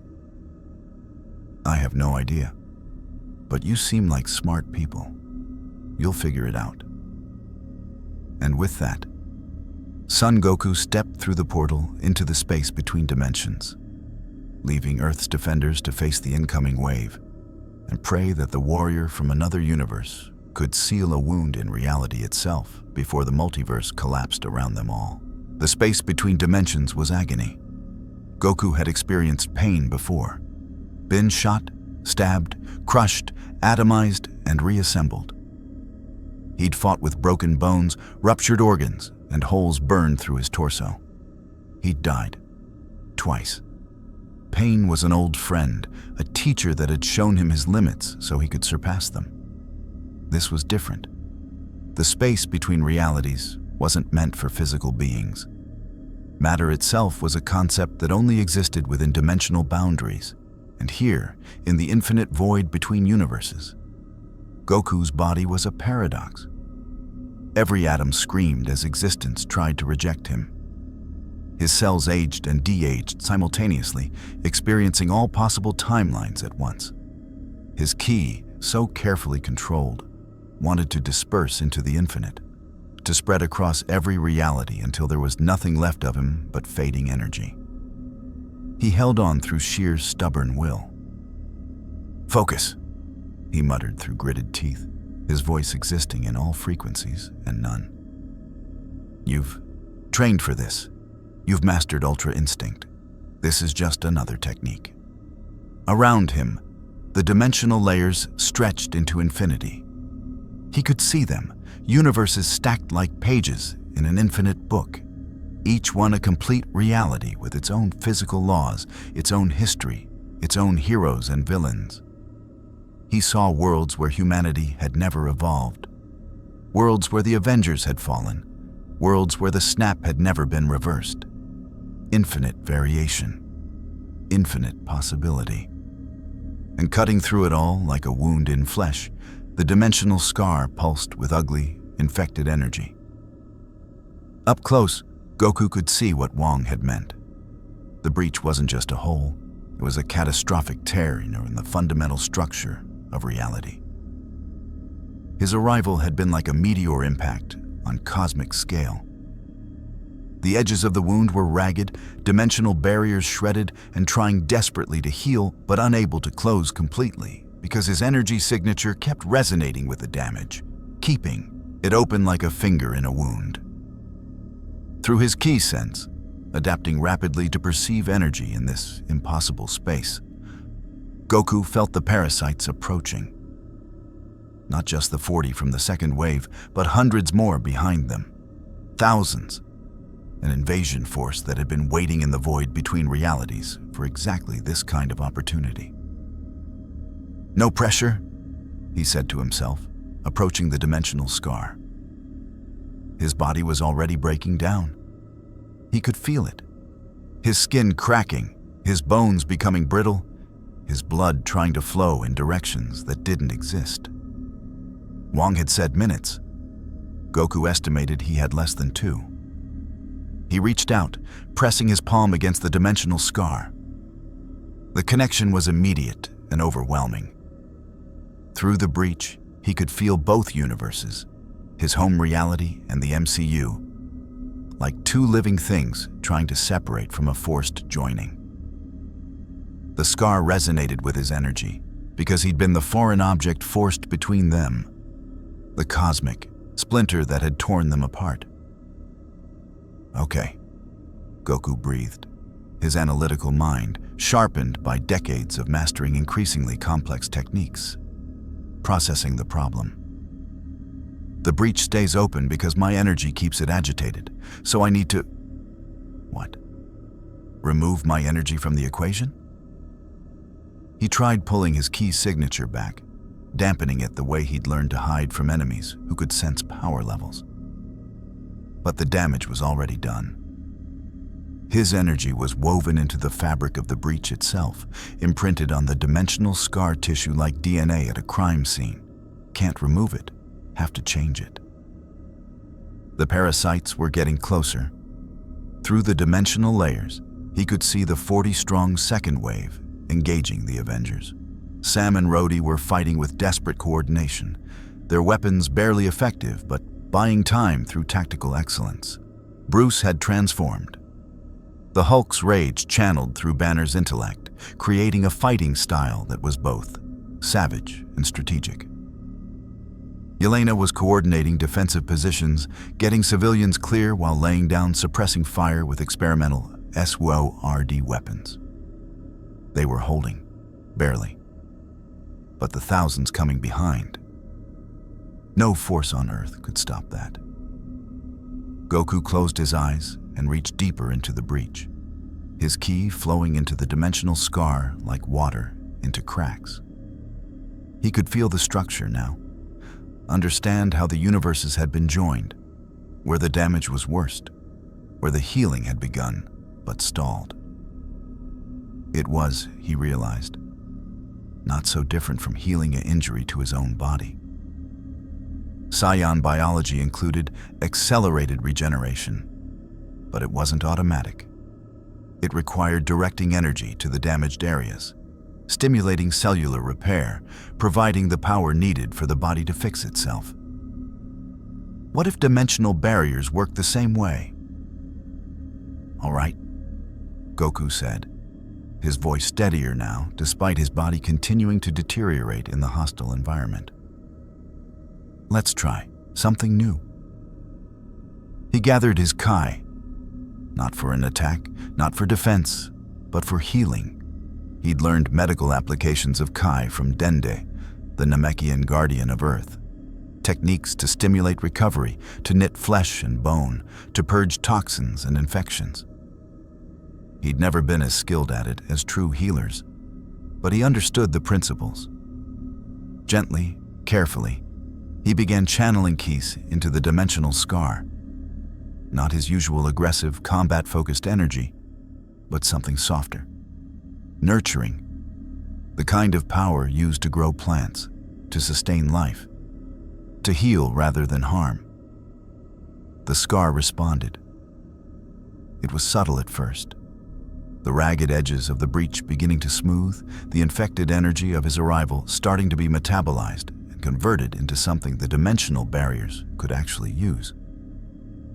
His foreign energy signature, instead of keeping the wound open, was being transformed into building blocks for repair. It's working, Goku breathed, pouring more ki into the technique. His body was failing faster now, skin flaking away, bones visible through deteriorating muscle, his lungs struggling to process the non-air of this impossible space. But he couldn't stop, not yet. The dimensional barriers began to knit together, universes separating back into their proper configurations. The scar was closing, but not fast enough. The parasites had noticed what he was doing. The 1,000-strong invasion force changed course, abandoning their approach to the MCU in favor of a direct assault on Goku's position. They understood. If the breach closed, they'd be trapped in the void between dimensions, cut off from the feast of reality they'd been anticipating. They wouldn't allow it. Through the dimensional layers, Wong saw them coming. "Goku's got company," he shouted to the other heroes, even as he struggled to maintain defensive barriers against the second wave. Massive hostile force inbound on his position in interdimensional space. "Can we help him?" Sam asked, his shield ricocheting off a parasite's hide to strike another before returning to his hand. "Not unless you can survive in a void where physics doesn't exist," Wong answered grimly. "He's on his own." Goku sensed them coming, a wall of entropy and hunger rushing toward him through the space between spaces. Hundreds of parasites, each one a reality-devouring nightmare, all focused on stopping him from sealing their food source. He had seconds to choose. Stop healing the breach to defend himself, buying more time but allowing more parasites to pour through into the MCU. Or continue healing and hope he could finish before they reached him. Or... Goku's eyes opened. And despite the agony of existing in this hostile space, despite his body falling apart, despite everything that told him this was impossible, he smiled. There was always a third option.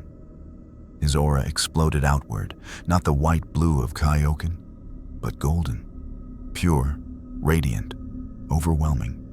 The transformation he'd promised not to use. The power multiplication he'd kept restrained. Super Saiyan. The dimensional dampening field Wong had placed on him shattered like glass.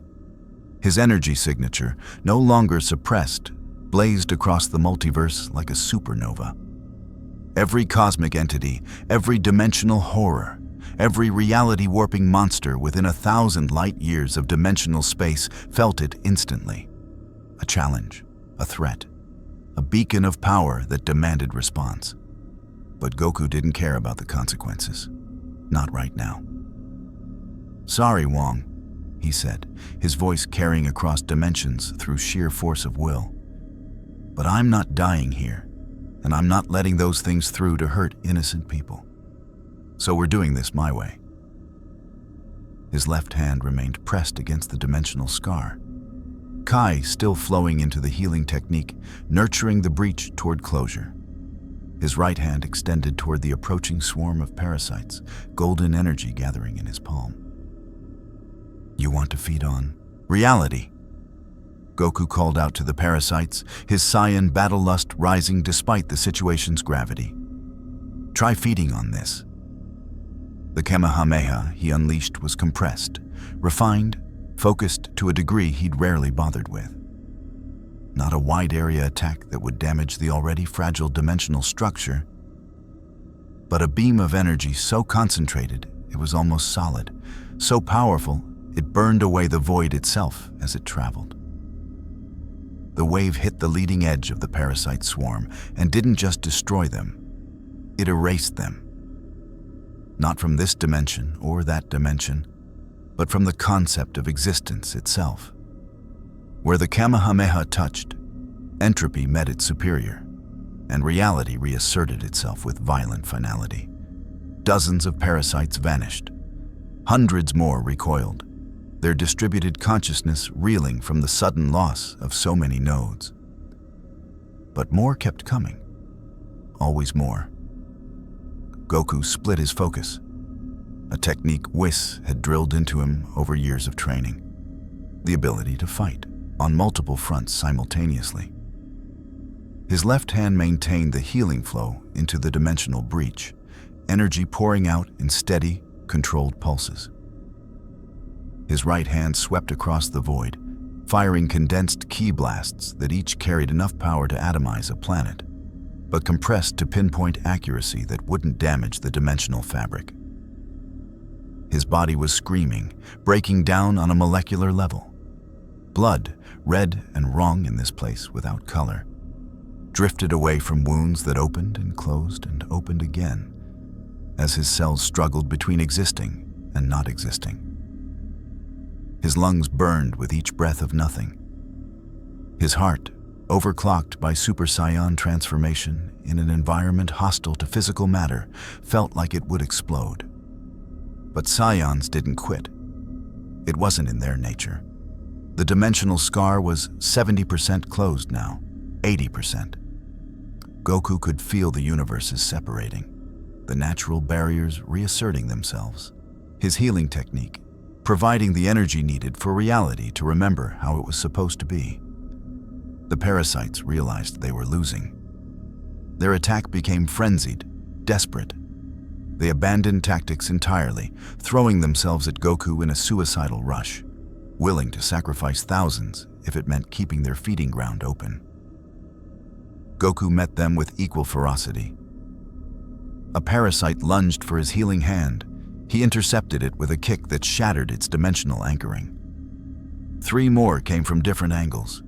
He released a ki shout that disrupted their phasing abilities mid-approach. A dozen tried to overwhelm him with reality-warping energy. He simply powered through, his Super Saiyan aura burning away their attacks like fire through paper. 90% closed. His body gave out. The combination of environmental damage, sustained Kaioken, Super Saiyan transformation, and the sheer energy expenditure of both fighting and healing finally exceeded even Saiyan resilience. Goku felt his legs buckle, his vision darkening, his ki reserves, vast as they were, finally approaching empty. He collapsed against the dimensional scar, his left hand still pressed to it, but his strength fading. The healing flow sputtered, flickered, began to die.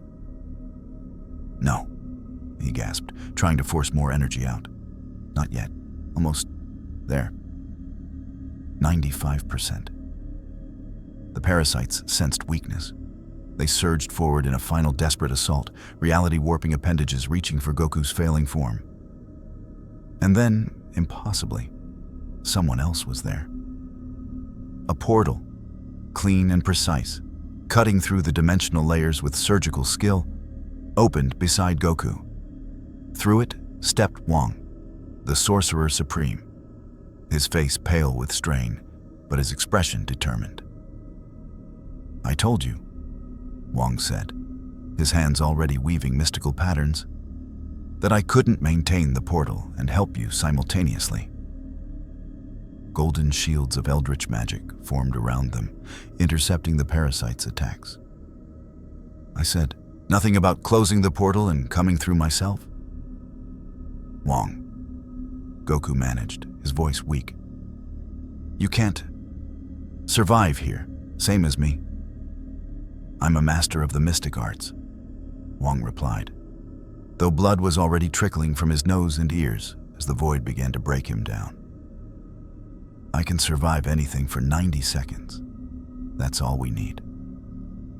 His magic flowed into the dimensional scar alongside Goku's ki.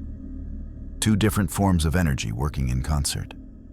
Mystical healing and biological regeneration combined.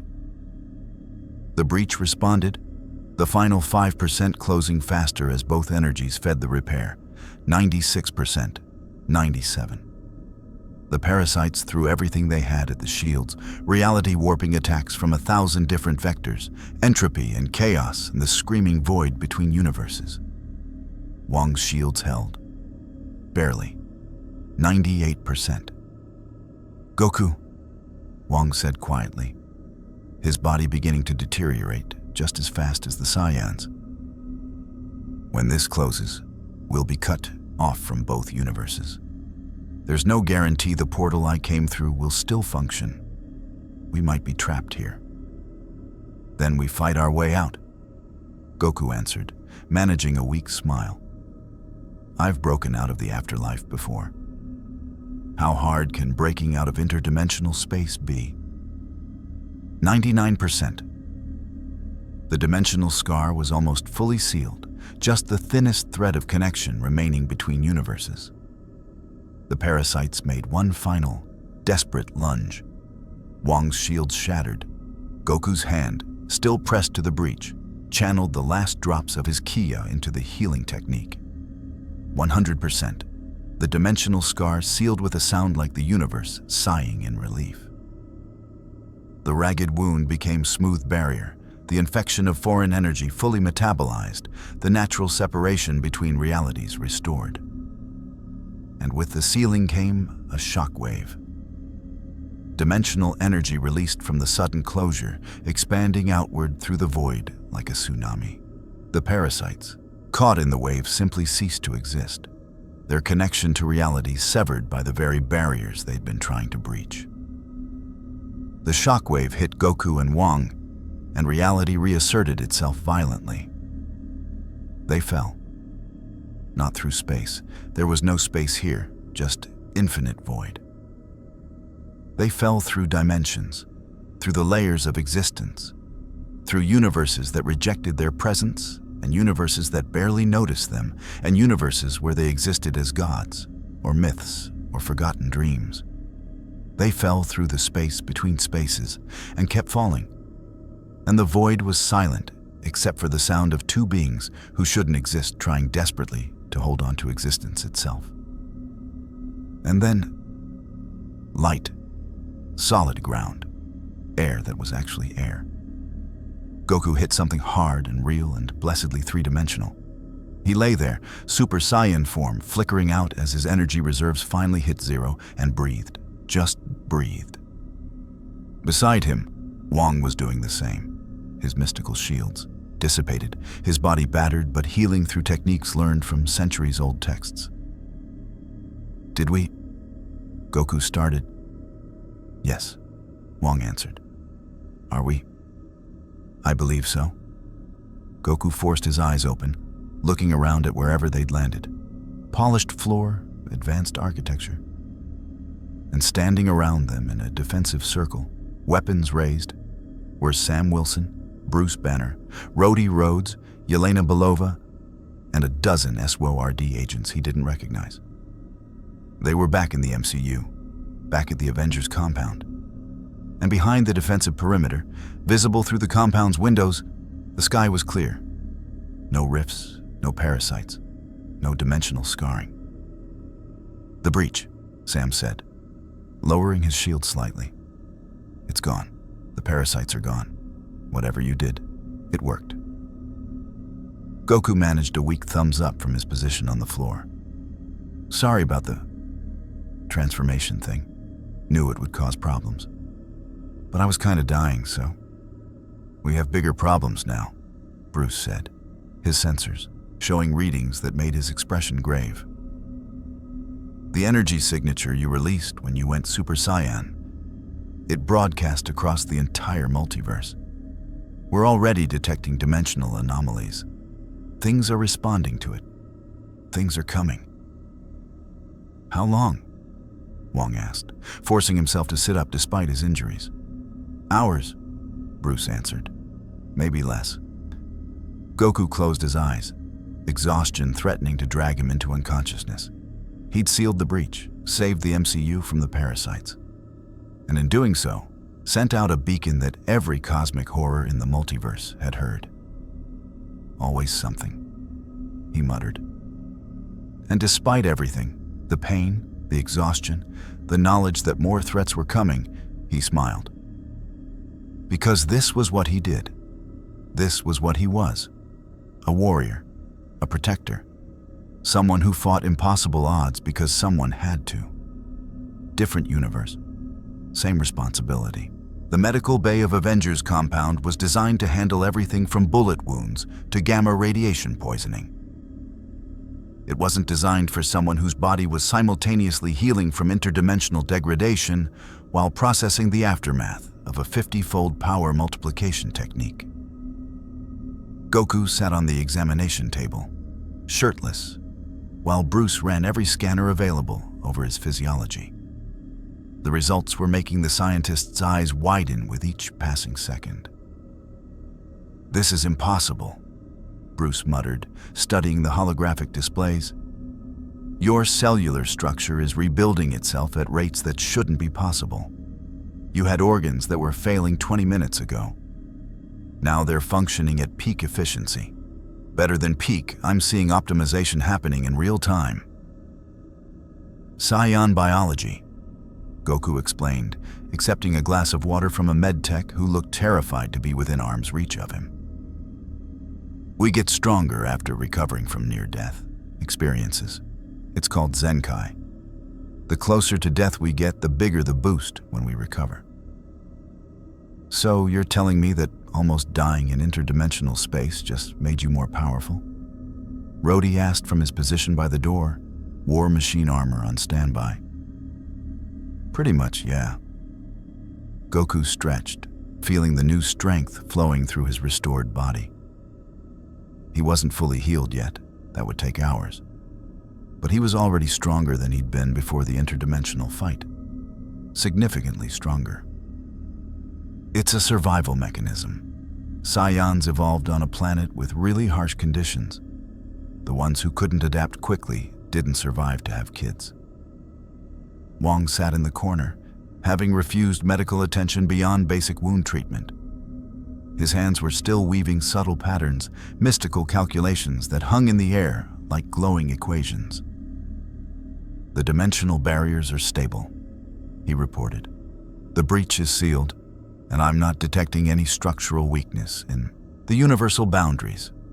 Whatever healing technique you used, Goku, it worked perfectly. But, Sam prompted, because there was always a but. But the energy signature from his Super Saiyan transformation was detected across multiple dimensional layers. Wong continued, his expression grave.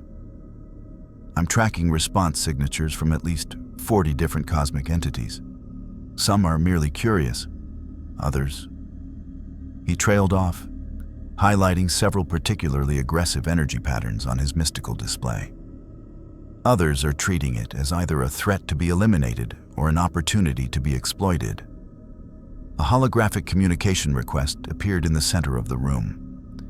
Bruce accepted it, and Director Abigail Brand of SWORD materialized, her expression cold and angry.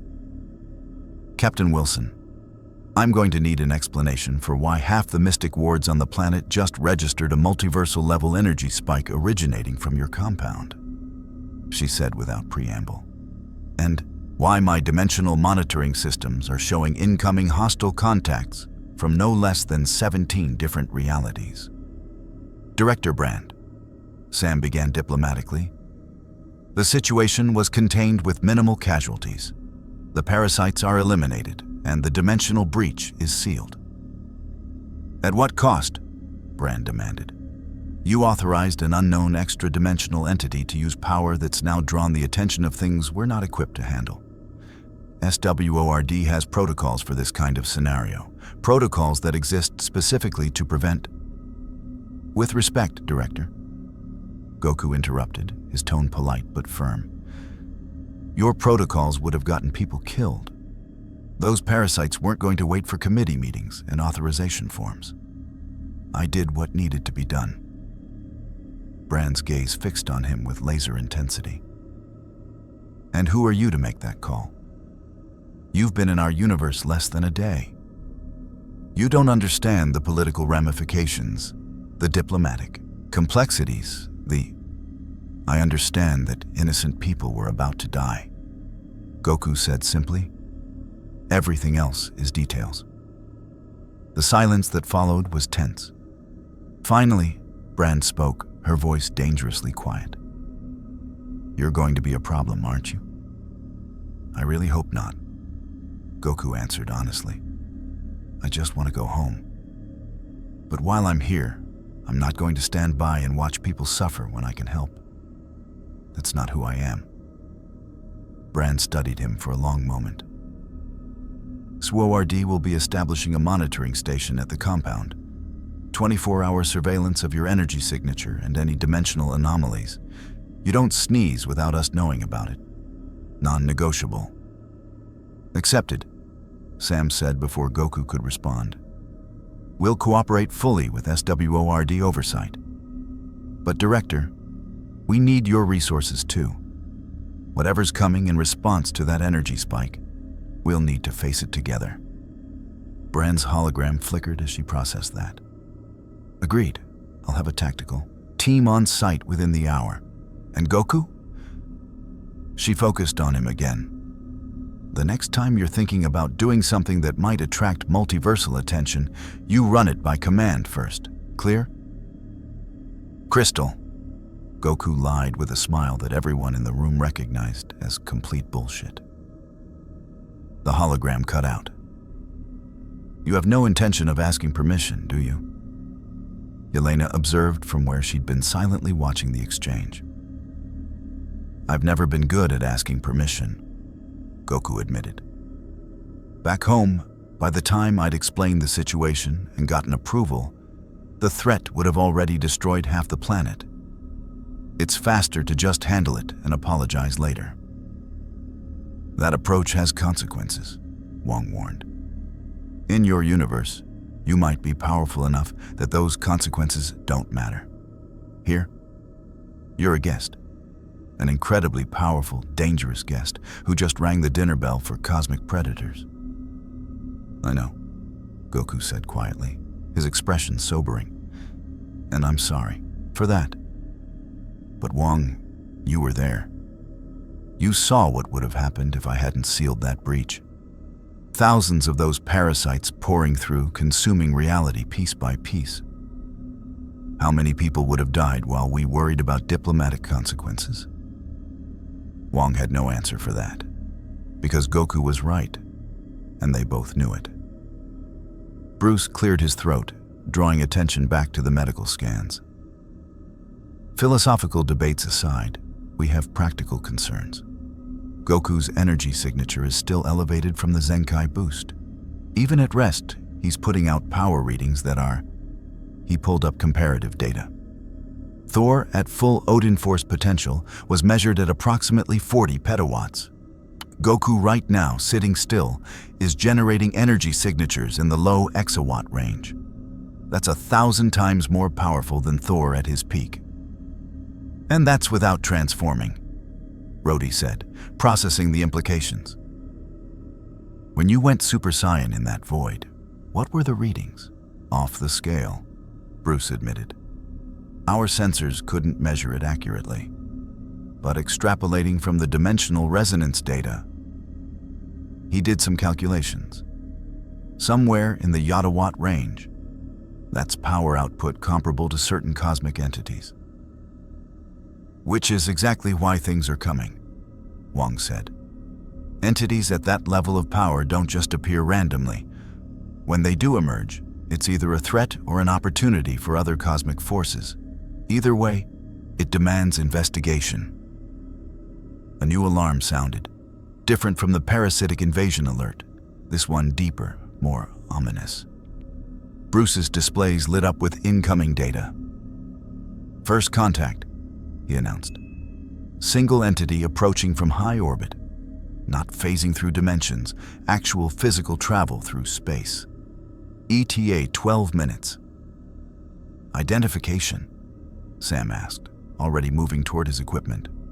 Unknown. Energy signature doesn't match any database entry, but...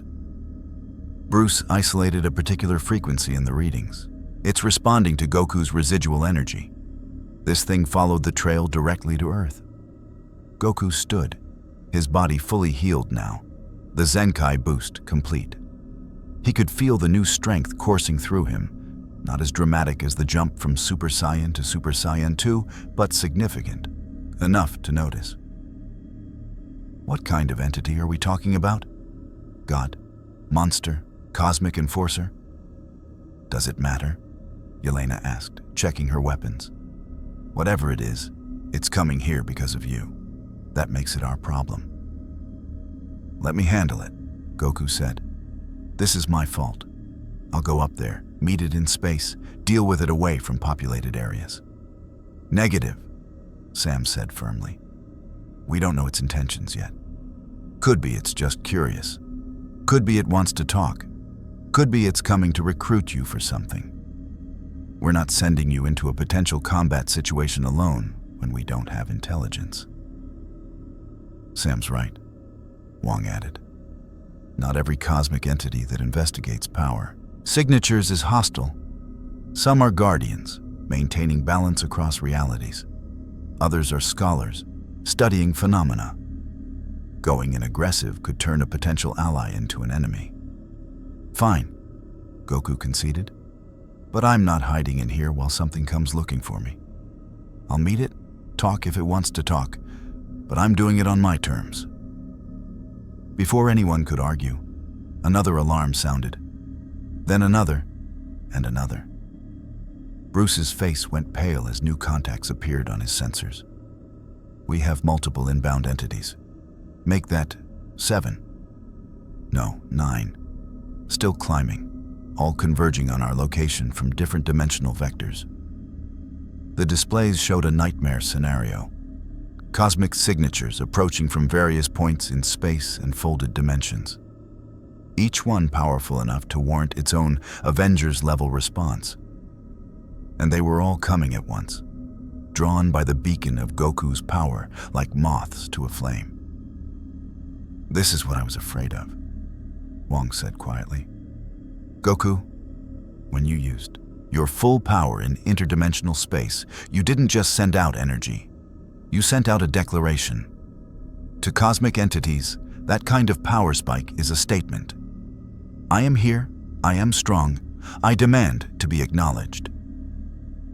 I didn't mean it that way, Goku protested. Intent doesn't matter. What matters is how it was perceived. Wong pulled up mystical scans of the approaching entities, categorizing them by type and threat level. We have at least 3 that register as potentially hostile, 2 that are neutral but unpredictable, and 4 that I can't classify at all. Their energy signatures are unlike anything in Kamar Taj's archives. Sam was on the comm, calling in every available resource. This is Captain America to all Allied forces. We have a code cosmic situation developing at Avengers compound. I need every available enhanced individual on site immediately. Contact Carol Danvers wherever she is. If Thor is in range, we need him. Strange. If you can pull yourself away from whatever crisis you're managing, now would be a really good time. Responses came back quickly. Carol was off-world but would return as fast as possible, ETA 2 hours. Thor was unreachable, dealing with something in another realm. Doctor Strange was engaged with a mystical threat in the dark dimension and couldn't extract himself without catastrophic consequences. They were on their own. 10 minutes to first contact, Bruce announced. And I'm detecting energy buildups from several of the approaching entities. They're powering up for combat. They're not coming to talk, Rhodey said, his armor's weapon systems running final checks. They're coming to test the new player. Goku understood that mentality perfectly. In his universe, when someone demonstrated overwhelming power, the strong came to challenge them. It was the natural order. Warriors seeking worthy opponents, the powerful establishing hierarchy through combat. Then I'll give them what they're looking for, he said, his voice carrying the edge of anticipation that had defined him since childhood. But not here. Not near the compound, not near cities. Wong, can you open a portal to somewhere isolated? Desert? Ocean? Somewhere I can fight without worrying about collateral damage? The Gobi Desert, Wong suggested. Minimal population, rocky terrain that can absorb punishment. I'll maintain a portal for evacuation if things deteriorate beyond your control. Things won't deteriorate, Goku said with confidence that wasn't arrogance, just certainty born from facing universe-ending threats and surviving. But the portal's a good idea anyway. Yelena's right. You still have to live here when this is over. Sam made a command decision. We set up in the Gobi. Defensive perimeter, support positions, ready for anything. Goku fights, we provide backup and containment. If any of these cosmic entities prove too much, we evacuate and call in orbital bombardment protocols. Orbital bombardment won't scratch, Something at cosmic power levels, Bruce pointed out. Then we'll improvise something that will, Sam countered. We've faced impossible odds before. Thanos, Ultron, Loki twice. This is just another day. Except those threats came one at a time, Yelena said. We're potentially facing 9 cosmic-level entities simultaneously, and our strongest fighter is someone who's been in our universe for less than 24 hours. Which means we adapt, Sam said firmly. We always adapt. That's what we do. Wong was already weaving the portal, golden sparks forming into a circular gateway, showing vast expanses of rocky desert under a clear blue sky. The dimensional coordinates are set.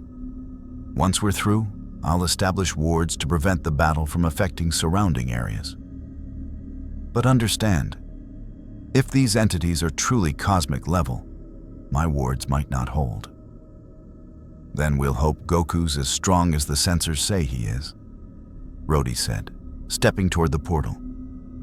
Goku paused at the threshold, looking back at the assembled heroes. I need to say something before we do this. I know I've caused you problems. I know my being here is dangerous. And I know you have every reason not to trust me. But I want you to know. I'm going to protect this universe like it's my own. Whatever comes through that portal, whatever responds to my energy, I won't let it hurt innocent people. That's a promise. Sam extended his hand. We know. That's why we're backing you up instead of trying to contain you. You've proven what you are, Goku. Now let's prove what we are together. Goku shook his hand, feeling the strength in the grip. Not superhuman, just human determination, refined to its peak. It reminded him of Krillin, of Yamcha, of all his friends who fought alongside gods despite being mortal. Heroes came in all power levels. Strength wasn't just about energy output. They stepped through the portal into the Gobi Desert, emerging into a landscape of stone and sand stretching to the horizon. The sky above was vast and empty. For now. 5 minutes to first contact, Bruce announced, his sensors recalibrated for the new environment. Energy signatures are accelerating. Whatever's coming, it's not wasting time. Goku walked away from the group, putting distance between himself and the others. He rolled his shoulders, stretched his neck, felt the new strength from his Zenkai boost settling into his muscles. Then he powered up. Not Super Saiyan, not yet. Just his base form pushed to its maximum, white-blue aura crackling around him like lightning. The ground beneath his feet cracked from the pressure of his energy alone. Rocks lifted into the air, suspended by the sheer force of his ki. In orbit above Earth, sensors registered the spike. In the Sanctum Sanctorum, mystical wards chimed with warning. In Wakanda, Shuri's dimensional monitors lit up like fireworks. And across the dimensional barriers, cosmic entities felt the challenge and answered with their own power, accelerating their approach. Here they come, Wong said quietly.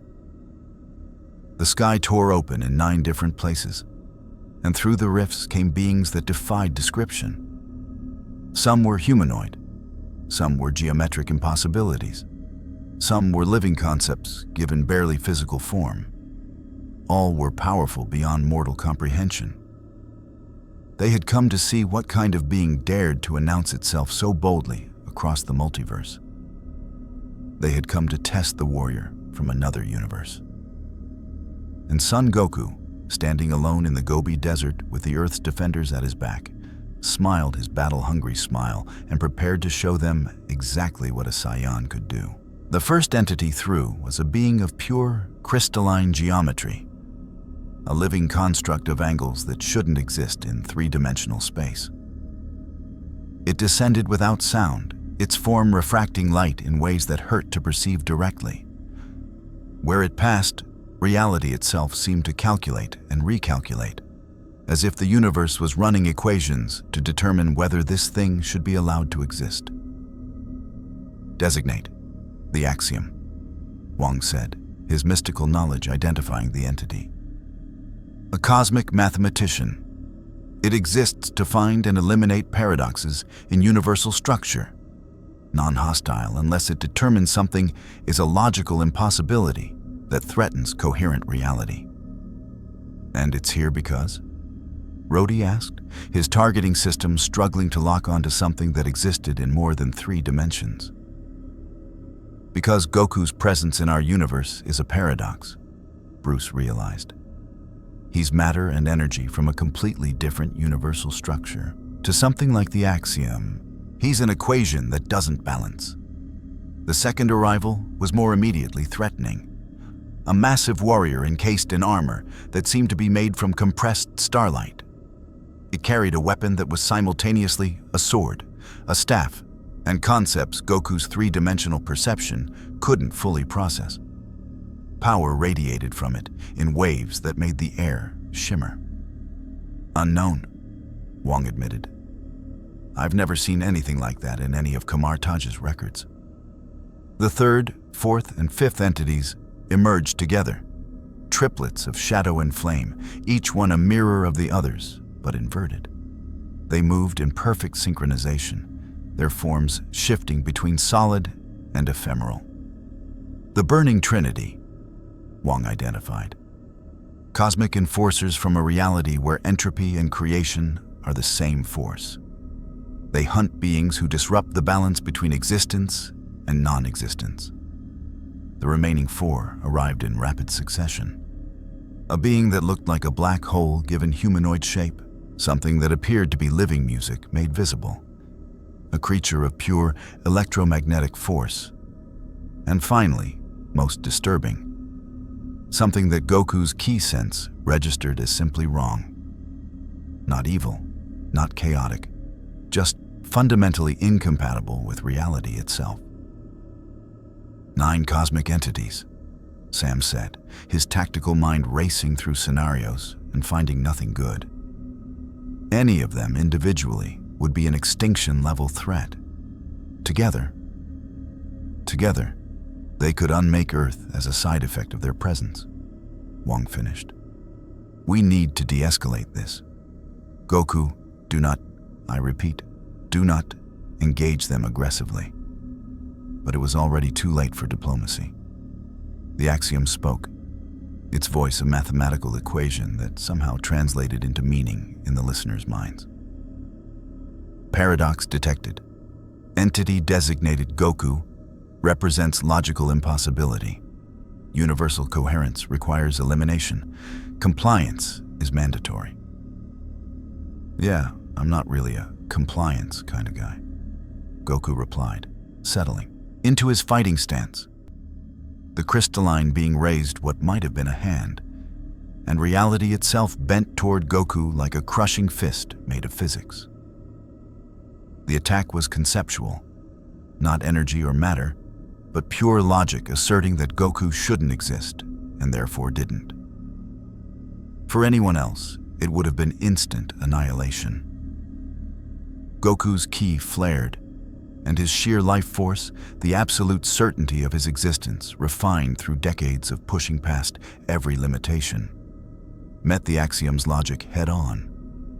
The 2 forces collided in a way that made Wang's mystical senses scream. Reality flickered, uncertain which absolute truth to accept. The axiom's mathematics, or Goku's existence. Goku's existence won. I've been told I shouldn't exist more times than I can count, Goku said, his aura burning brighter. By gods, by destroyers, by people who thought they understood what was possible. I'm still here, and I'm not going anywhere just because your math says so. The warrior in him, star-forged armor, moved next, crossing a mile of distance in a single step that folded space. Its weapon swept down in an arc that would have split a planet in half. Goku caught the blade between his palms. The impact sent shockwaves radiating outward, the air itself splitting with a sound like the sky tearing. The ground beneath Goku's feet didn't just crater. It atomized, vaporized by the sheer kinetic energy of the clash. He was driven down into the bedrock, then through it, creating a shaft that punched hundreds of feet into the earth. But he didn't let go. "Strong," Goku acknowledged, his muscles straining against force that could shatter moons. "Really strong. You're good." The warrior said nothing, merely increased the pressure. Goku's feet sank deeper into the stone as he was pushed down, his ki reinforcing his body against the impossible force. Then Goku smiled and pushed back. His power spiked, his base form accessing strength he'd built through years of training with gods and angels. The warrior's weapon stopped descending, then reversed. Inch by inch, Goku forced the blade back, his arms trembling with effort, but his eyes alight with the joy of facing a worthy challenge. "My turn," Goku said.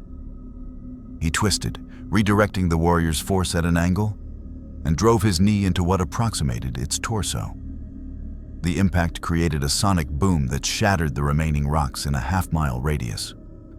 The warrior flew backward, its star-forged armor cracking, and crashed into the desert floor hard enough to create a crater visible from orbit. The burning trinity attacked as one, their shadow flame forms converging from three directions simultaneously. Goku couldn't dodge all three. They'd calculated his movement patterns, predicted his responses. So he went up instead, launching himself into the sky with explosive force. The Trinity's attacks met in the space he'd occupied, and the collision of their inverse energies created a detonation that lit up the desert like a second sun.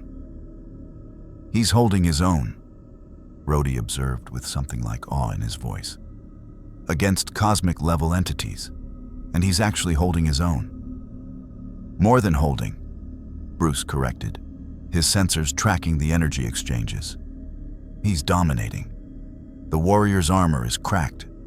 The Axiom's reality-warping attacks aren't connecting.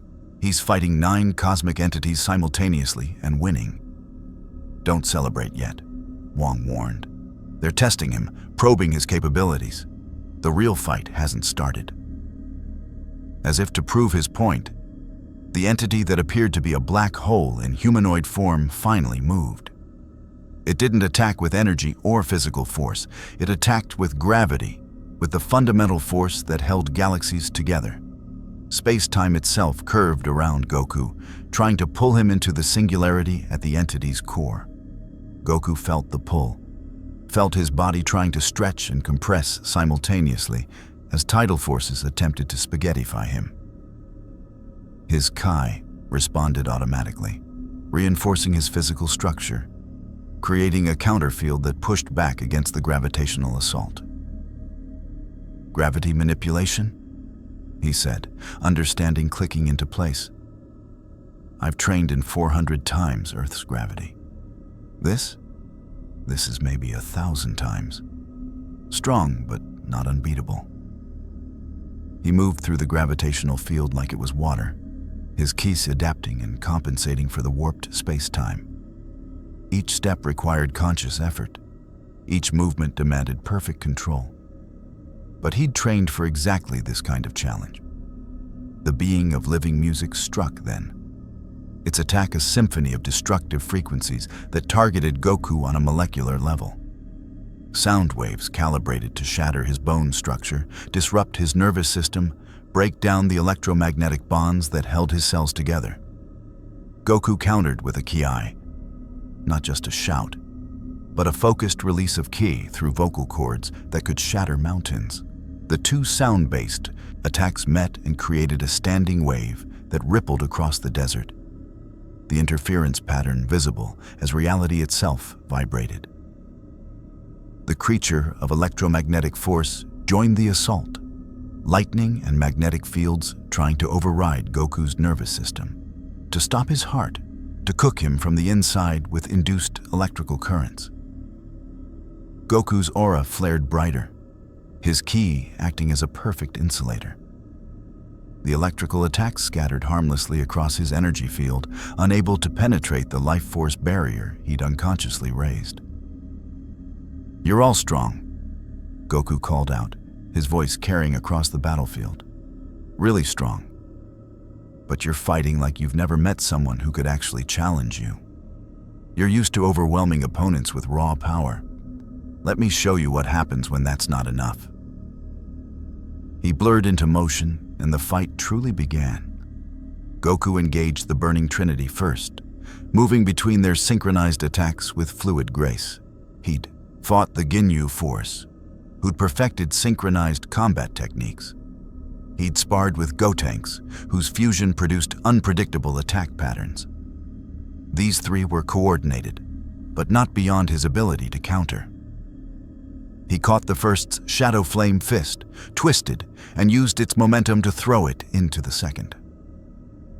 Before the third could capitalize, he was already there, driving an elbow into its core. The Trinity shrieked in harmony, their synchronization disrupted. The star-forged warrior recovered and charged again, its weapon reshaped into a different configuration, now a spear of compressed stellar matter. Goku met the charge head-on, his hands blurring as he deflected the spear's thrust and countered with a rapid series of strikes. Each punch was precisely calculated, targeting the cracks in the armor he'd created earlier, expanding the damage with surgical precision. The warrior staggered back, its armor shedding fragments of starlight. The Axiom attempted another, reality-warping assault, trying to rewrite the laws of physics in Goku's immediate vicinity to make his existence impossible.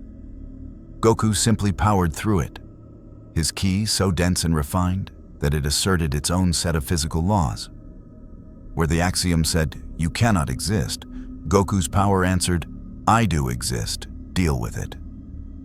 The black hole entity intensified its gravitational field, and Goku responded by intensifying his ki output, the two forces reaching an equilibrium where space-time itself seemed uncertain which should dominate. "He's magnificent," a new voice observed. Everyone turned to see a final arrival, someone who hadn't been detected by the sensors. A woman, human in appearance, with hair like the corona of a star and eyes that held the depth of galaxies. She floated above the battlefield, watching Goku fight with an expression of pure fascination. "Who?" Wong began. "The Celestial Madonna," she introduced herself, also known as She Who Watches, the Star-Eyed Observer, and about 40 other titles I've picked up over eons. I'm here because I felt something extraordinary, a being of pure biological potential fighting at levels that rival cosmic entities. And oh, he does not disappoint. "You're not here to fight him?" Sam asked, weapon system still on alert. "Why would I fight perfection?" She gestured toward Goku, who was now dodging attacks from 7 entities simultaneously while landing counter-strikes with impossible precision. That warrior is what happens when biological evolution, discipline training, and absolute determination combine over a lifetime. He's a living masterpiece. As they watched, Goku finally shifted tactics. He'd been fighting defensively, learning his opponent's patterns, understanding their capabilities. Now he went on the offensive. His aura exploded outward. Still not Super Saiyan, still just base form, but pushed to absolute maximum. The power output made Bruce's sensors scream warnings, the readings climbing into ranges that shouldn't be possible for biological entities. Goku moved with speed that made his earlier combat look slow. He struck the Axiom with a focused ki blast that disrupted its crystalline structure, forcing it to retreat and recalculate. He dodged the Star Warrior's renewed assault and countered with a Kamehameha, compressed to the size of a marble but carrying enough energy to vaporize asteroids, that punched clean through its chest armor. The Burning Trinity tried to reform their synchronization, but Goku was already among them, his movements creating a pattern that forced them out of harmony. A spinning kick that caught all 3 simultaneously, scattering them across the battlefield. The electromagnetic entity tried to cage him in magnetic fields. Goku shattered them with a flex of his aura. The musical being attacked with resonance frequencies, Goku matched and cancelled each one with perfectly calibrated counter frequencies. The black hole entity pulled in everything around it, trying to create an inescapable gravitational well. Goku planted his feet, channeled Kai through his entire body, and pushed back with such force that the entity's singularity actually inverted for a microsecond. And through it all, the ninth entity, the one that registered as simply wrong, hadn't moved. It watched, its form flickering between states of existence, and its attention felt like a weight on reality itself. "That one," Wong said quietly, his mystical senses focused on the ninth entity. "That's the real threat. The others are testing Goku. That one is studying him, learning." The celestial Madonna nodded. "The absence. It exists in the spaces between existence and non-existence. It's not alive or dead, not matter or energy. It's the potential for things to not be. And if it decides Goku represents something that should be absent from reality?" She didn't finish the sentence. She didn't need to. Goku seemed to sense the threat shift. His attention focused on the absence, and for the first time since the battle began, his expression showed something other than battle joy. Wariness. "You're different," he said to the flickering entity. "The others are strong, but you're something else.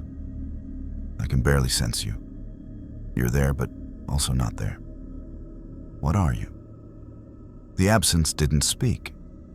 It couldn't speak, because speaking required existence, and it was the opposite of that. It simply moved. One instant it was 100 yards away. The next, it was occupying the same space as Goku, phasing through him, attempting to impose its nature of non-existence onto his being. Goku felt himself starting to fade, not dying, but ceasing. The absence was trying to make him unreal, to retroactively remove him from the timeline, to ensure he had never existed in the first place.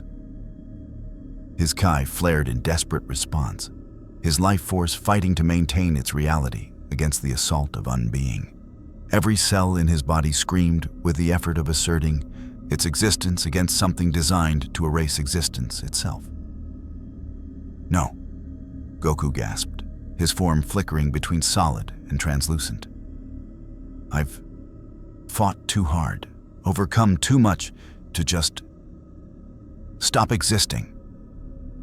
His aura blazed white-blue, then began shifting toward gold. The transformation was involuntary, his body reaching for Super Saiyan to access the power needed to resist the absence's assault. "Goku, don't!" Wong shouted. "If you transform now, the dimensional stress..." But Goku had no choice. It was transform or cease to exist. Golden lightning crackled around him as he began the shift to Super Saiyan, and reality itself held its breath, waiting to see whether a universe could survive what came next. The transformation began. Golden light erupted from Goku's core, spreading outward in waves that made the air itself scream. His black hair began to shift, standing more upright, lightening from obsidian to blonde. His eyes shifted from black to teal, pupils disappearing as pure Saiyan power flooded his system. The aura around him intensified from white-blue to brilliant gold, crackling with electricity that wasn't electricity, but pure bioenergy made visible. The absence recoiled, its nature of non-existence unable to assert itself against the sheer, overwhelming reality of Super Saiyan transformation. Goku's existence became too absolute, too undeniable, and the absence was forced out of his space like water displaced by stone. But the cost was immediate and catastrophic. The dimensional barriers that Wong had carefully stabilized began to resonate with Goku's energy signature. The beacon effect that had drawn these 9 entities intensified 1,000-fold. Across the multiverse, cosmic horrors turned their attention toward Earth, sensing not just power, but a challenge to the fundamental order of reality itself. dimensional stress at critical levels. Bruce shouted over the roar of Goku's transformation. "Wong, the barriers, I know." Wong's hands moved in desperate patterns, weaving every stabilization spell he knew, calling on mystical forces from a dozen different dimensions to reinforce the barriers. But it was like trying to hold back a tsunami with a paper wall.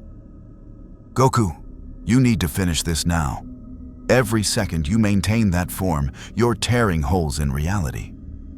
Goku heard him, understood the urgency, but he was beyond caring about consequences.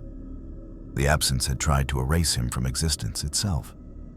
That kind of violation demanded response. His power fully manifested. Super Saiyan, the transformation that had terrified gods and saved universes. The ground beneath his feet didn't just crack. It converted to glass from the heat and pressure of his energy. The air for a mile in every radius superheated, creating thermal waves visible to the naked eye. "All right," Goku said, his voice carrying harmonics of power that made reality vibrate. "No more holding back, no more testing. Let's end this." He moved. The Axiom had time to register his approach and calculate a defensive protocol. The calculation completed in 0.03 seconds, fast enough to respond to most cosmic-level threats. Goku crossed the distance in 0.001 seconds. His fist connected with the crystalline entity's core with such force that the mathematical construct's logic gates overloaded. The Axiom shattered, its geometries collapsing into impossible fractals before dissipating entirely. Not destroyed, a being of pure concept couldn't truly die, but dispersed, forced to retreat to its home dimension to reconstitute. One down.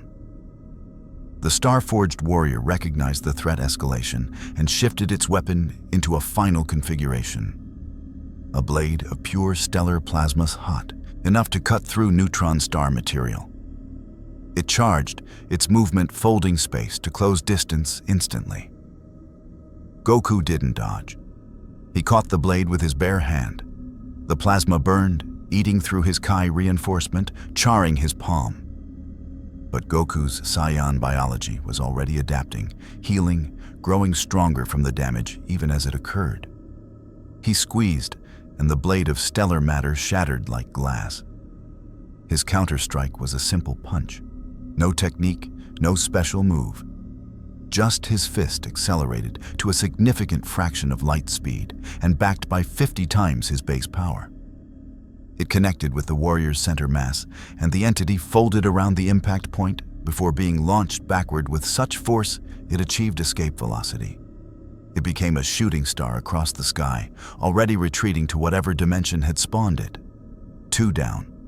The burning trinity reformed their synchronization, understanding that individual attacks were useless. They merged, their three forms combining into a single entity of shadow flame that burned with anti-light and radiated heat that was simultaneously freezing.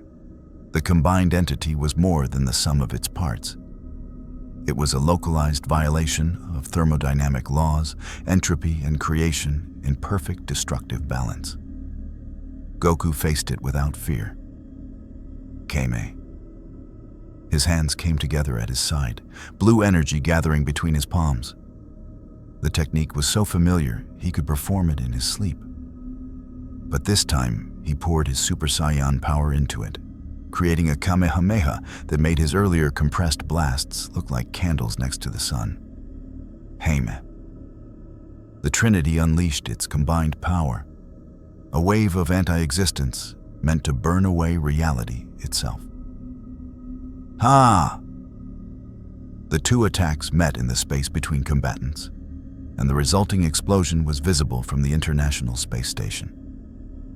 The shockwave flattened everything in a 10-mile radius, turning sand to glass and rock to dust. Wong's protective wards strained to contain the energy, barely preventing the blast from reaching populated areas. When the light faded, the Trinity was gone, not dispersed like the Axiom, but actually destroyed. Their combined form had been unable to withstand the concentrated force of a Super Saiyan Kamehameha. 3 down. The black hole entity recognized the futility of continued engagement and simply collapsed in on itself, creating a temporary wormhole back to its origin dimension and escaping through it before Goku could pursue. The being of living music attempted a full-spectrum assault. Every frequency from infrasound to cosmic radiation weaponized simultaneously. Goku countered with a carefully modulated ki that created destructive interference across every frequency, canceling the attack completely. A follow-up ki blast convinced the musical entity that discretion was preferable to valor, and it phased out of the battle. The electromagnetic creature tried one final assault, channeling the electrical potential of a stellar flare directly at Goku. The attack was enough to ionize the atmosphere, to turn the desert sand into fulgurite for miles around. Goku absorbed it. His Super Saiyan aura consumed the electrical energy, converting it to Kai and adding it to his reserves. The electromagnetic entity flickered in what might have been shock before dissipating, recognizing a predator when it encountered one. 6 down, 3 remaining. The creature of pure electromagnetic force had fled. The absence remained, watching, calculating. And standing apart from the battle, the celestial Madonna observed with undisguised fascination. "Magnificent," she breathed. "Absolutely magnificent. Do you see the efficiency? The way he adapts mid-combat? Each opponent teaches him something, and he integrates those lessons instantly. This is evolution at the speed of thought. This is also tearing holes in dimensional barriers," Wong countered, sweat pouring down his face from the effort of maintaining the wards. "I can't hold these stabilization spells much longer. Whatever happens, it needs to happen fast." The absence finally acted with purpose. It had studied Goku, learned his patterns, understood his capabilities, and it had determined the optimal strategy for dealing with something that refused to not exist. If you couldn't erase the thing, you erased everything around it instead. The absence expanded, its nature of non-existence spreading like a stain across reality. Not targeting Goku specifically, but targeting the space itself. The air began to disappear, not disperse, but cease to have ever existed. The ground, the light, the fundamental forces that held matter together all began to unbecome. "It's going to erase the entire region," Bruce realized with horror.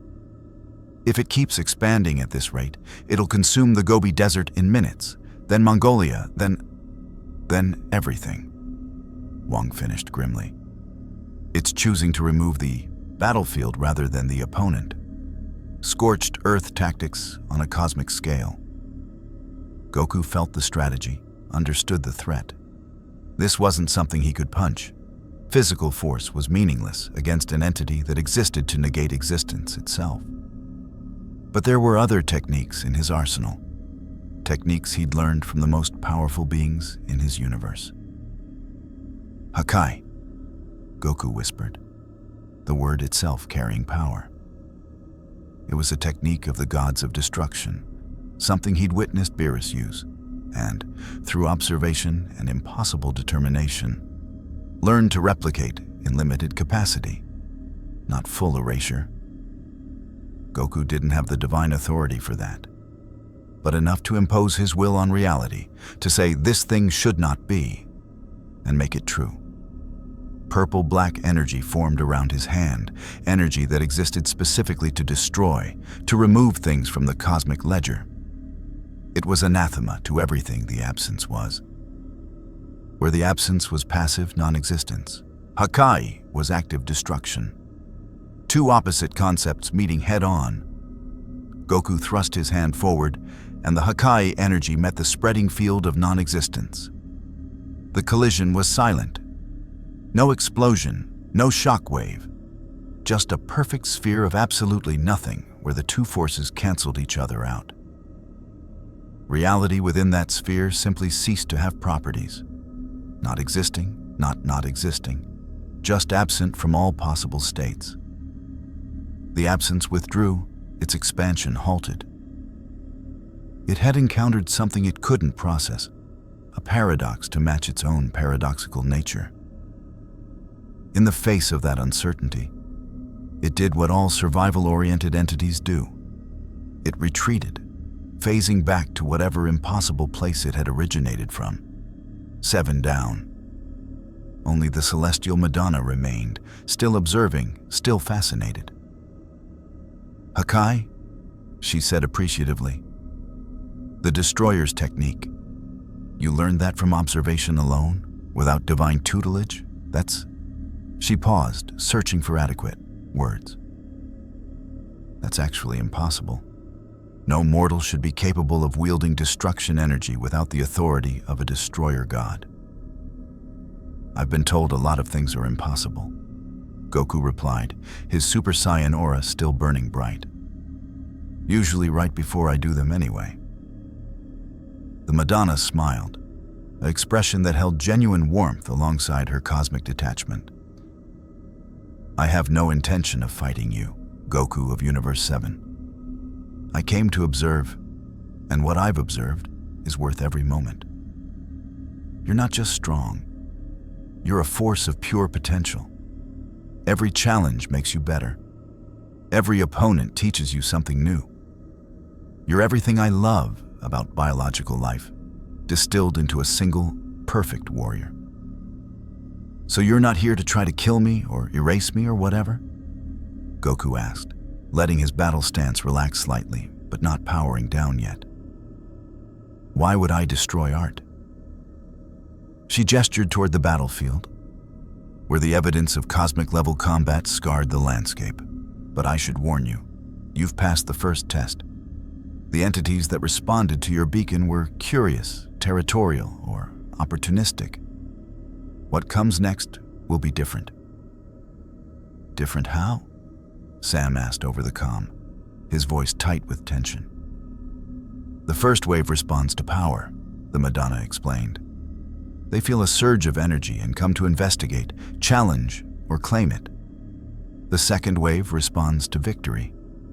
They feel not just power, but power that has defeated cosmic entities. And they come with purpose. To recruit, to eliminate threats before they grow stronger, or to claim you as a prize." Wong's expression went from strained to horrified. "How long until the second wave arrives?" "They're already on their way," the Madonna said. "And unlike these entities, which were powerful but ultimately limited in scope, the second wave includes beings with actual authority. Cosmic entities backed by dimensional governments, celestial hierarchies, and universal agreements. You've attracted attention at the highest levels of multiversal politics." "How high are we talking?" Rhodey asked. The Madonna's expression became serious. "Have you heard of the Celestials? The Watchers? The Living Tribunal?" Bruce's face went pale.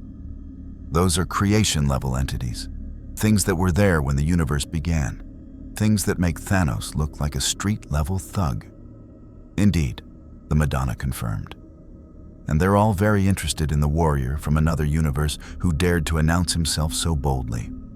Some will come to understand you, others to test you. And a few?" She paused significantly. "A few will come to pass judgment on whether you should be allowed to continue existing." Goku processed this information with surprising calm. "When?" "Hours," the Madonna said. "Perhaps a day if you're lucky. They move on scales beyond mortal perception of time, so predictions are difficult. But they're coming, and when they arrive, the battle you just fought will seem like a warm-up exercise." She began to fade, her form becoming translucent. "I'll be watching, Goku. I want to see how far you can go, how high you can climb, whether a single biological entity, through nothing but determination and training, can stand equal to the forces that shaped creation itself. Wait, Goku called out. You said you're an observer. Does that mean you can't help if things go bad? The Madonna smiled sadly. I'm forbidden from direct interference in cosmic events. I can watch, I can warn, but I cannot act. It's the price of my nature, to witness everything but change nothing. She looked at the assembled heroes. But you're not alone. You have allies, resources, and most importantly, you have him. She gestured toward Goku. A warrior who has never accepted defeat as final. That's more valuable than you know. She vanished completely, leaving only a fading impression of starlight. The silence that followed was heavy with implications. We need to call in everyone, Sam said finally, his command voice firm despite the situation's absurdity. Every enhanced individual, every mystic, every technological resource we have. If creation-level entities are coming, we need to be ready. Ready for what? Yelena asked bluntly. How do you prepare for gods that predate the universe? The same way we've always prepared for impossible odds, Sam answered, by refusing to accept that impossible means unbeatable. Goku powered down, the golden aura fading as he released Super Saiyan. The dimensional stress immediately began to lessen, the barriers stabilizing now that his beacon effect was dampened. But the damage was done. His transformation had been felt across the multiverse, and now creation itself was responding.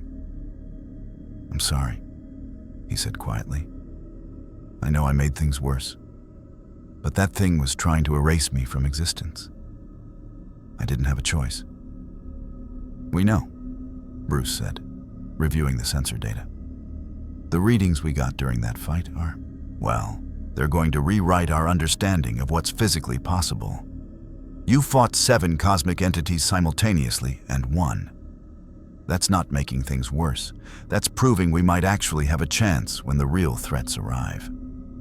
Wong was less optimistic. A chance, perhaps. But Goku, you need to understand, the entities coming next won't be testing you or claiming territory. They'll be making determinations about the fundamental order of reality. The Celestials judge entire species on whether they deserve to continue existing. The living tribunal maintains balance across all dimensions. If they decide your presence here threatens multiversal stability, then we'll change their minds, Goku said with simple certainty. I've talked down gods before, convinced a destroyer not to erase my universe, made friends with an angel and an omni-king who could delete everything with a thought. These creation-level entities might be powerful, but they're still beings with thoughts and feelings, which means they can be reasoned with. And if they can't? Rhodey asked.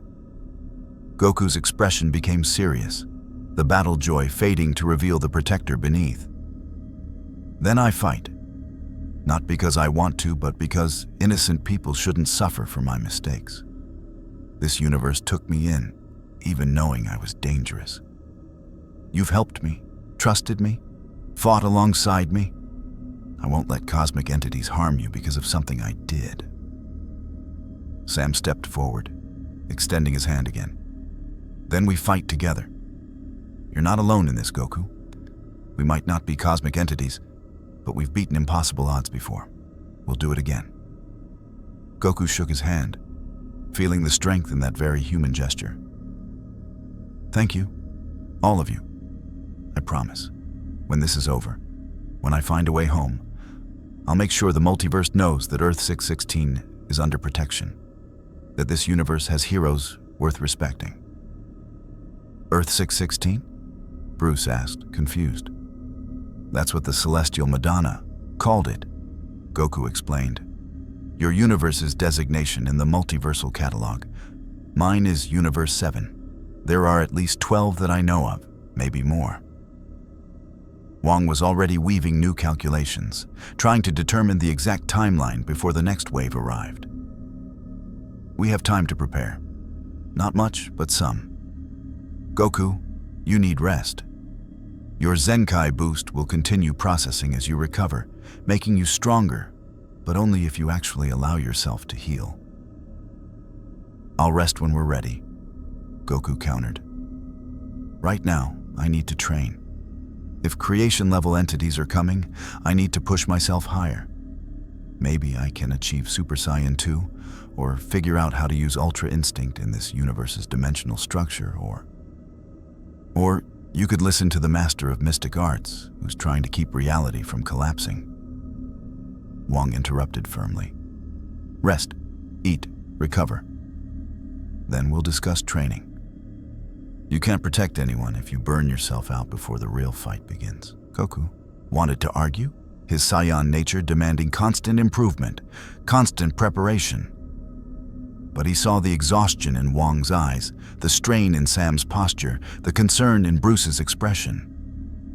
These people had fought alongside him, trusted him, put their universe at risk to help him seal the dimensional breach. The least he could do was trust their judgment in return. Okay, he agreed. But tomorrow, we train. All of us. Because if multiversal entities are coming, you're all going to need to be at your absolute best. Wong opened a portal back to the Avengers compound. As they stepped through, leaving the scarred battlefield behind, none of them noticed the small tear in dimensional space that had formed during Goku's Super Saiyan transformation. A tear too small for sensors to detect, too subtle for mystic wards to flag, but large enough for something patient and clever to slip through. The second wave was indeed coming, with all the weight of cosmic authority behind it, but something else had arrived first, drawn not by the beacon of Goku's power, but by the opportunity his presence represented. In the shadows of the compound, in the spaces between dimensions, something ancient and hungry smiled and began to plan. The Avengers compound had transformed into a fortress. In the 18 hours since the Gobi Desert battle, every enhanced individual within Earth's reach had converged on the facility. Carol Danvers had returned from deep space, her binary energy crackling with barely contained power. Shang-Chi arrived with the 10 rings, their ancient power humming in response to Goku's energy signature. The Winter Soldier and Kate Bishop represented the street-level heroes, proof that courage mattered as much as cosmic power. Even Ant-Man had shown up, bringing with him quantum technology that might provide options if reality itself became a battlefield. Wong had converted the compound's eastern wing into a mystical fortress, layering protective enchantments from a dozen different magical traditions. Runes from Norse sorcery interwove with Sanskrit mantras and Kamartaj containment seals, creating a defensive matrix that could theoretically hold against dimensional intrusion. Theoretically. Bruce and Shuri, connected via holographic link from Wakanda, worked frantically on technological countermeasures, trying to develop weapons or shields that could affect entities that existed beyond conventional physics. Their progress was limited. How did you shoot something that existed in conceptual space? How did you shield against attacks made of pure logic or anti-existence? And in the center of it all, in the compound's training facility, Goku meditated. He sat cross-legged, his aura suppressed to near invisibility, his breathing slow and controlled. But inside, his power churned like a caged storm. The Zenkai boost from the interdimensional degradation had settled, making him perhaps 15% stronger than before. Not a massive increase by his standards. He'd had boosts of 10 or 20 times after recovering from near death against Frieza or Cell, but significant nonetheless. More importantly, he was adapting to this universe's dimensional structure. His Kai flowed more smoothly now. The resistance he'd felt initially almost gone. His senses were learning to read the strange energy signatures of this reality. Not Kai, but magic and cosmic radiation and technological power and a dozen other forms he had no names for. He could feel Carol Danvers in the adjacent room, her binary energy like a miniature star contained in human form. Powerful, but focused. Controlled. Nothing like Broly's chaotic rage or Jiren's overwhelming presence, but formidable in its own way.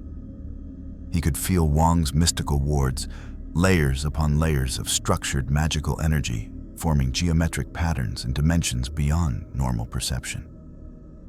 It reminded him of the magical barriers around the time chamber, or the seals the Kais used to contain ancient threats. He could feel Sam's presence, not superhuman, just human, but with a clarity of purpose that Goku recognized. Leadership, determination, the kind of strength that didn't come from power levels, but from refusing to give up when giving up was the logical choice. "You're adapting quickly," Wong's voice said from the doorway. Goku opened his eyes, his meditation breaking. This universe's energy is starting to make sense. At first it felt chaotic, like there were 1,000 different power systems all contradicting each other. But I'm beginning to see the patterns. Magic draws on dimensional energy. Cosmic power taps into fundamental forces. Technology harnesses and refines natural phenomena. It's not chaotic, it's diverse. An astute observation, Wong said, entering the room. He looked exhausted, dark circles under his eyes from maintaining the defensive wards for nearly a day straight. In your universe, everything operates on Kai, a unified energy system. Here, we have multiple paradigms existing simultaneously. It makes for a more complex power structure, but also creates more vulnerabilities. How long until they arrive? Goku asked, though he already suspected the answer. Hours, maybe less. Wong gestured, and mystical diagrams appeared in the air. Dimensional maps showing approaching signatures. We've detected 3 confirmed entities so far. 1 celestial, Arishem the Judge, if our identification is correct. 1 watcher, Watu, the observer assigned to Earth. And something else. Something my scans can't fully identify but registers as having authority over dimensional boundaries themselves. 3 creation-level entities, Goku said calmly. And those are just the ones you can detect. Indeed. There may be others masking their approach, or entities so far beyond our comprehension that our sensors simply can't register them as distinct from background cosmic radiation. Goku stood, rolling his shoulders, feeling the power coiled within his body. Tell me about the Celestial, Arishem the Judge. What does he judge? Species, civilizations, entire planetary populations. Wong's expression was grave.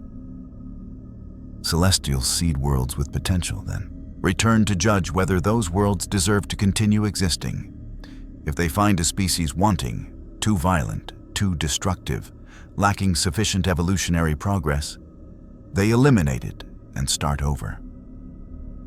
And he's coming here to judge whether I deserve to exist, or whether humanity deserves to exist for harboring you, Wong said quietly. You're an anomaly, Goku. A being from another universe with power that rivals cosmic entities. To something like Arishem, you might represent a contamination of this reality's natural development, a variable that shouldn't exist in the equation. Then I'll convince him otherwise, Goku said simply. I've met beings who claimed authority over life and death. They're powerful, sure, but they're not infallible. They can be talked to, reasoned with. And if reasoning fails? Goku's expression hardened. Then I fight. Not because I want to. Fighting a Celestial sounds like it would cause catastrophic collateral damage.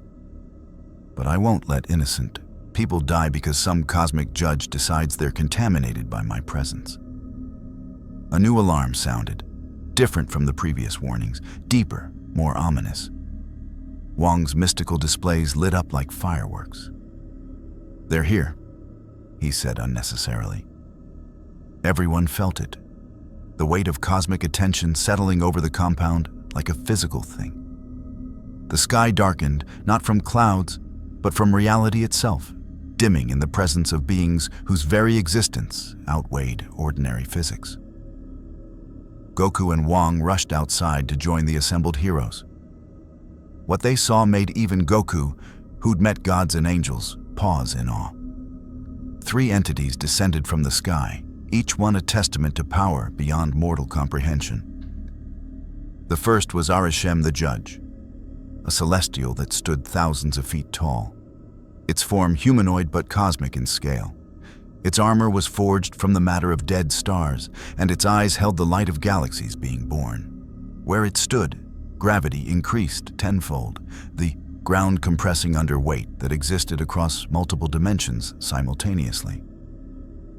The second was Uatu the Watcher, smaller than the celestial, but no less imposing.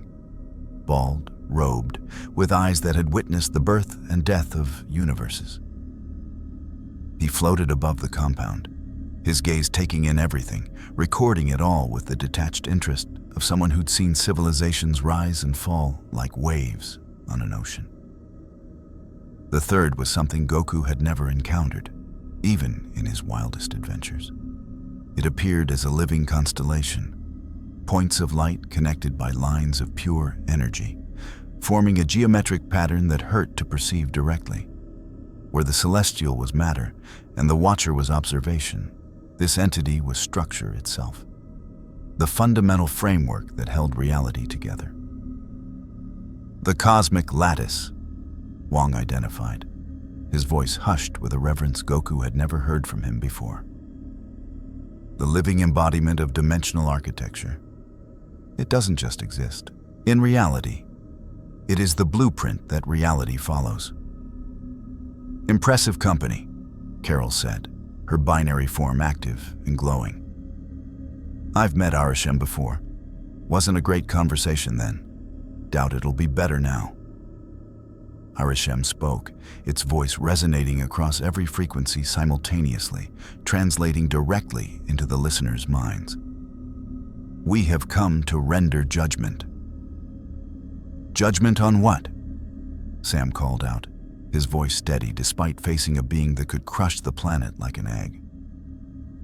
We've broken no cosmic laws. Earth has defended itself against a dimensional incursion and succeeded. That's not a crime. The presence of the entity designated Goku represents a violation of dimensional sovereignty, Arishem pronounced. A being from Universe 7, existing in Universe 616, creates cascading instabilities across the multiversal structure. This contamination must be corrected. Corrected how? Goku asked, stepping forward. By erasing me? By erasing everyone who's helped me? The method of correction is yet to be determined, Arishem said. First, judgment must be rendered. The entity Goku will be evaluated to determine its nature, intent, and threat, level to multiversal stability. Uatu the Watcher finally spoke, his voice quieter but carrying equal weight. I have observed you, son Goku of Universe 7. I witnessed your arrival, your battles, your choices. You fight not for conquest or power, but for protection of innocent life. This is notable. But, Goku prompted, sensing the unspoken qualification. But your very existence here violates protocols established at the dawn of the multiverse, Uatu continued. Beings are not meant to cross between universes without proper dimensional transit authorization. The damage you've caused to the barriers between realities could take millennia to fully heal.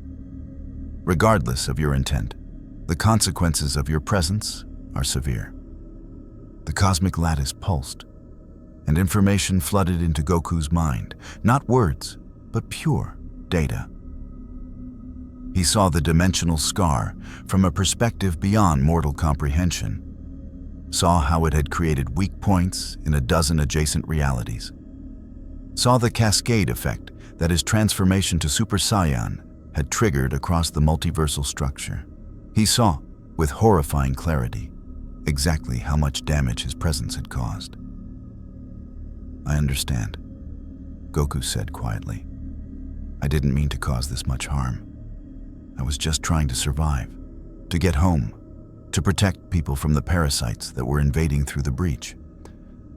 But I see now, every action I took made things worse in ways I couldn't perceive." "Acknowledgement of harm is insufficient," Arishem declared. "Corrective action is required." "Then tell me what corrective action you want," Goku said, his voice carrying the weight of someone who'd made impossible choices before. "If you need me to leave this universe, show me how, and I'll go. If you need me to repair the damage, teach me, and I'll do it. If you need me to stop existing..." He paused, and then continued firmly. "Then you'll have to make me, because I'm not giving up on life while there's still hope for a better solution." The three cosmic entities conferred, their communication happening at speeds and in dimensions beyond normal perception. To the watching heroes, it seemed like only seconds passed. To the entities, entire arguments were made, debated, and resolved. Finally, Arishem spoke. "Three options are presented. Option 1. The entity Goku is erased from this reality. All evidence of his existence is removed from the timeline. The dimensional damage is repaired through retroactive continuity adjustment. Collateral impact, minimal." "That's murder," Sam said flatly, dressed up in cosmic language, but murder nonetheless. Option 2. The entity Goku is returned to his origin universe through controlled dimensional transit. The breach is sealed permanently from both sides, preventing future crossover. The entity may never return to this reality. Collateral impact, moderate.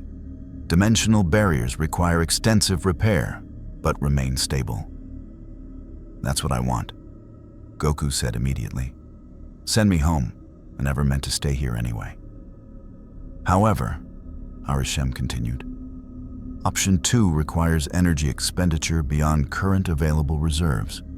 Opening a stable cross-universal portal and simultaneously sealing all dimensional weak points demands power equivalent to multiple stellar life cycles. Timeline for accumulation, approximately 6 Earth Standard months." "6 months," Bruce said. "He'd have to stay here for 6 months? The dimensional stress from his presence alone." "Can be managed," the cosmic lattice interjected, its voice like mathematics made audible. "If the entity Goku agrees to restrictions, power suppression to baseline levels, no transformations, no energy signatures above planetary threshold, complete cooperation with dimensional stability protocols." "Basically, you'd have to hide," Wong translated. "Suppress your power to levels that don't stress the dimensional barriers. Live as close to a normal human as possible for 6 months while we accumulate the energy needed to send you home properly." "That's not living," Goku said. "That's existing. I'd go insane sitting still for 6 months, unable to train, unable to push my limits." "Which brings us to option 3, Arishem said. "The entity Goku remains in this universe indefinitely. In exchange for freedom of action and power usage, he accepts permanent binding to Earth 616's defense.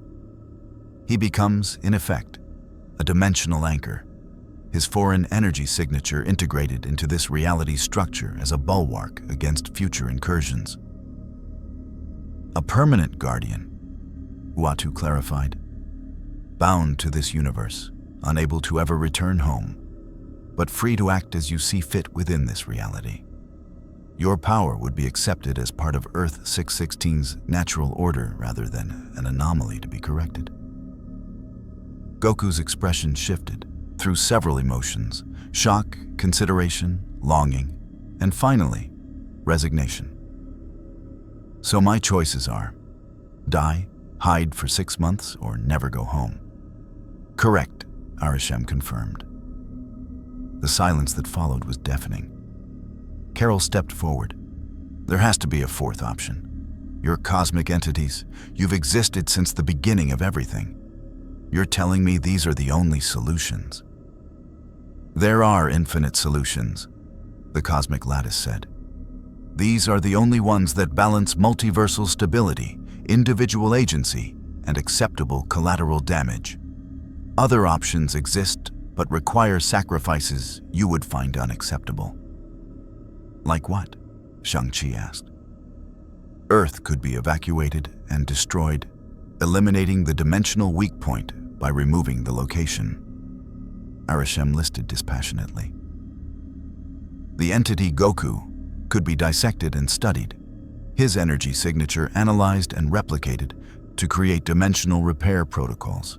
This universe's timeline could be reset to before the breach occurred, though this would erase all events and choices made since that moment.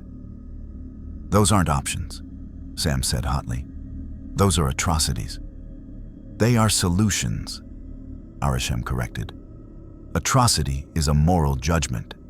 We render cosmic judgment based on stability and balance, not morality. Goku was silent, his mind racing. 6 months of suppression, it felt like torture, like cutting off a limb. But permanent binding to this universe meant never seeing Chi-Chi again, never watching Goten grow up, never sparring with Vegeta or training with Whis. And erasure, that wasn't even a choice. That was giving up. Before he could speak, Wong stepped forward. There's a fourth option you haven't mentioned, one that requires cooperation between cosmic entities and mortals, but could work. Speak, Arishem commanded. Goku's presence stresses the dimensional barriers because he's foreign energy. His signature doesn't match this universe's frequency, Wong explained rapidly. But what if we could tune his energy? Not suppress it, but adapt it. Transform his Kai from Universe 7 signature to Universe 616 signature. He'd still be Goku, still have his power, but his energy would be native to this reality rather than foreign. The cosmic lattice pulsed with what might have been interest. Dimensional frequency recalibration, theoretically possible, practically uncertain. The entity's power is intrinsically linked to his origin universe. Changing the frequency might change the nature of the power itself. Or it might kill me, Goku said bluntly. Rewriting my energy signature at the fundamental level sounds like the kind of thing that either works perfectly or destroys me on a cellular level. Accurate assessment, Arishem confirmed. Probability of success, approximately 42%. Probability of catastrophic failure, 37%. Probability of partial success with permanent power reduction, 21%. Those aren't great odds, Rhodey observed. They're better than some battles I've won, Goku countered. He looked at Wong. How would it work? The cosmic lattice would have to rewrite your dimensional frequency while you remain conscious and actively maintain your ki flow, Wong explained. If you lose focus, if your power fluctuates during the process, the recalibration could cascade into system failure. You'd need perfect control for what could be hours of excruciating pain as your fundamental energy structure is rewritten. I can handle pain, Goku said simply. Not pain as you understand it, the cosmic lattice interjected. This process would require rewriting the dimensional coordinates of every particle in your body. You would experience simultaneously existing in both Universe 7 and Universe 6 Saiyan while the transition occurs. Your consciousness would be split across realities. The psychological stress alone has destroyed lesser beings. Goku was quiet for a long moment, weighing his options. Finally, he spoke. If it works, if you successfully recalibrate my energy to match this universe, what happens? Do I still get to go home, eventually? Uncertain, Arishem said. a being frequency matched to Universe 616. Attempting to return to Universe 7 might create the same dimensional stress issues in reverse. You would potentially be trapped here, regardless. So, it's a gamble with bad odds that might trap me here permanently, Goku summarized. But if it works, at least I'd be free to act, to train, to protect people without worrying about tearing reality apart every time I power up. Correct. Goku looked at the assembled heroes, Sam, Carol, Bruce, Wong, Shang-Chi, all the others who'd gathered to face cosmic judgment alongside him. People who barely knew him but had trusted him, fought with him, protected him. He thought of Chi-Chi and Goten and Gohan, waiting in another universe, probably worried sick. He thought of Vegeta, who would absolutely mock him for getting trapped in another dimension through sheer bad luck. He thought of Whis and Beerus, who might not even notice he was gone for months. And he thought of the millions of innocent people in this universe who'd done nothing wrong but were caught in the dimensional instability his presence created. I'll do it, Goku said firmly. The dimensional recalibration. 42% chance of success is better than guaranteed erasure or 6 months of being powerless. And if I'm going to be stuck here anyway, I'd rather be useful than trapped. Goku, you don't have to, Sam began. Yes, I do, Goku interrupted gently. This is my responsibility. I caused this damage, even if I didn't mean to. I should be the one who risks fixing it. Arishem regarded him with those galaxy-filled eyes. The entity demonstrates unexpected wisdom. Very well. The dimensional frequency recalibration will commence. Prepare yourself, warrior of Universe 7. What comes next will test you beyond any battle you have fought. Cosmic lattice descended, its geometric form expanding to surround Goku. Energy began to build, not destructive, but transformative. Reality itself prepared to rewrite one of its own fundamental rules. Wong immediately began weaving protective enchantments around the process, trying to stabilize the dimensional flux. Carol powered up to binary form, ready to intervene if things went catastrophically wrong. Bruce monitored every sensor available, recording data that would revolutionize humanity's understanding of dimensional physics. And Goku stood at the center of it all, closed his eyes, and began to meditate. Gathering his focus, his control, his absolute determination to survive what came next. Good luck, Sam said quietly. Luck's got nothing to do with it, Goku replied with a slight smile. I've survived worse than cosmic surgery. Probably. The cosmic lattice activated, and Son Goku's scream of agony echoed across dimensions as reality itself began rewriting the warrior from another universe into something this universe could accept. The recalibration had begun. The process took 14 hours. For Goku, it felt like 14 lifetimes. The cosmic lattice didn't simply rewrite his energy signature. It deconstructed him particle by particle, examining each piece of his being across every possible dimensional axis, then reassembled him with the correct universal frequency. Every atom was analyzed, adjusted, and reintegrated. Every cell screamed as its fundamental quantum signature shifted from Universe 7's harmonic to Universe 616's resonance. But Goku held on. He'd endured the hyperbolic time chamber's crushing gravity. He'd survived being atomized and reconstructed. He'd died and returned. He'd pushed past limits that God said were absolute.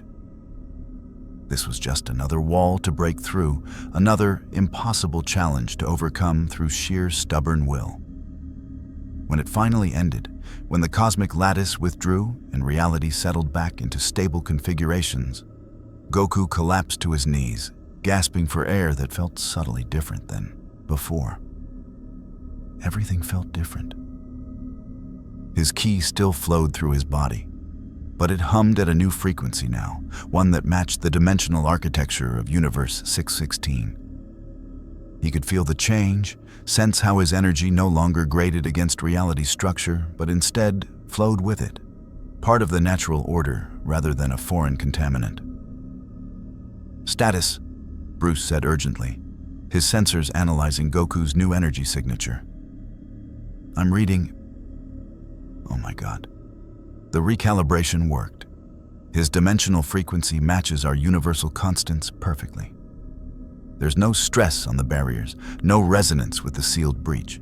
He's native now. As far as reality is concerned, Goku has always belonged here. "How do you feel?" Wang asked, his mystical sight confirming what the technology reported. Goku stood slowly, testing his body. He clenched his fists, felt the power coiled within. Different, yes. Strange, absolutely. But still his. Still the strength he'd built through decades of training and countless battles. "I feel..." He paused, searching for the right words. "Lighter. Like I was trying to swim upstream before and didn't even realize it. Now the current's flowing with me instead of against me." "Can you still transform?" Carol asked the question everyone was thinking. Goku smiled, that familiar battle-hungry expression, and powered up. His aura flared white-blue, then shifted to gold as he accessed Super Saiyan. The transformation came easily, perhaps even more easily than before. The dimensional barriers didn't strain or crack. Reality accepted his power as natural, expected, right. "Transformation successful," Bruce confirmed. "No dimensional stress detected. Wang?" "The wards are stable," Wang said with visible relief. His Super Saiyan form no longer acts as a multiversal beacon. He can use his full power without tearing holes in reality. Arishem observed all this with those cosmic eyes. The recalibration was successful. The entity Goku is now compatible with Universe 616's dimensional structure. The probability of multiversal instability from his presence has decreased to acceptable levels. "Which means," Sam prompted. "Which means judgment is rendered," Arishem pronounced. "The entity Goku may remain in this universe without corrective action. His presence no longer threatens dimensional stability. However," there was always a however. "The recalibration was one-directional," Watu the Watcher explained quietly. "Goku's energy now matches Universe 616's frequency. Returning him to Universe 7 would create the same dimensional stress issues we just resolved, only in reverse. He is, effectively, bound to this reality now." The weight of those words settled over everyone like a physical thing. Goku powered down from Super Saiyan, his expression unreadable. "So, I can't go home. Ever. Not through conventional dimensional transit," Arishem confirmed. "Attempting to cross back to Universe 7 would require another recalibration process, which carries the same risks and could fail. The probability of successful return journey, less than 20%. And if it fails? Erasure from existence," the cosmic lattice said bluntly. "Or worse, fragmentation across both universes simultaneously. Consciousness split between realities, unable to exist fully in either." Goku was quiet for a long moment.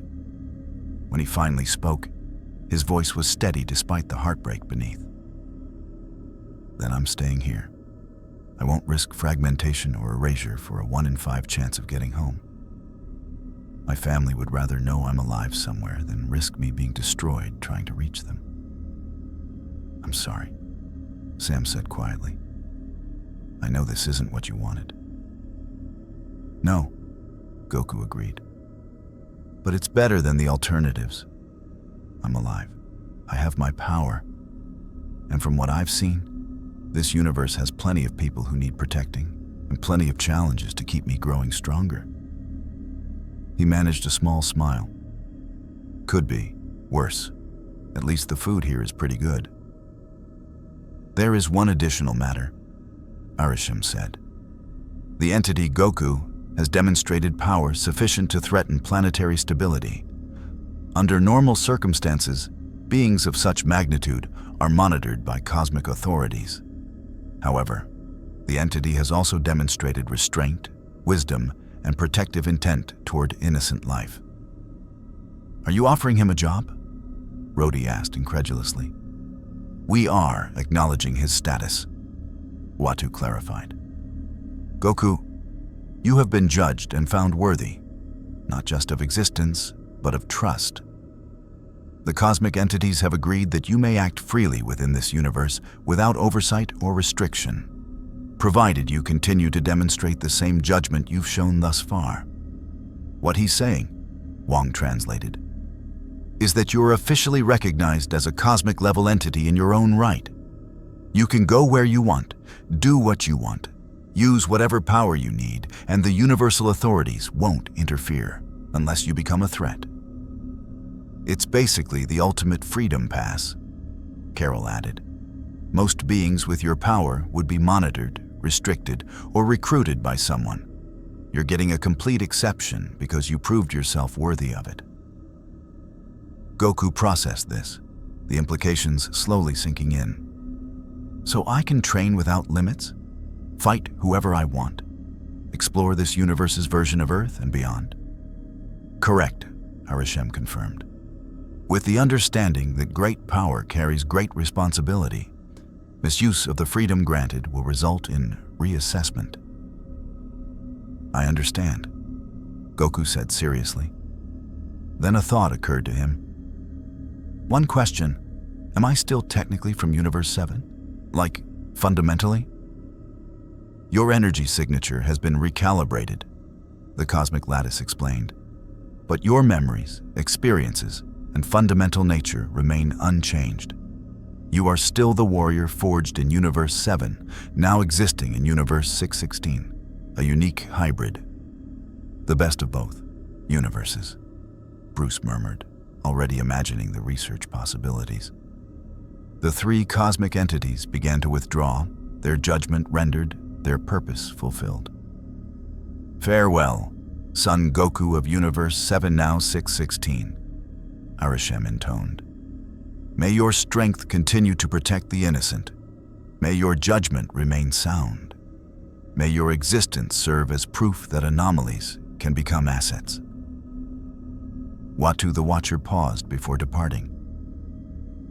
I will continue to observe you with great interest. Your journey is far from over, warrior. In fact, I suspect it has only just begun.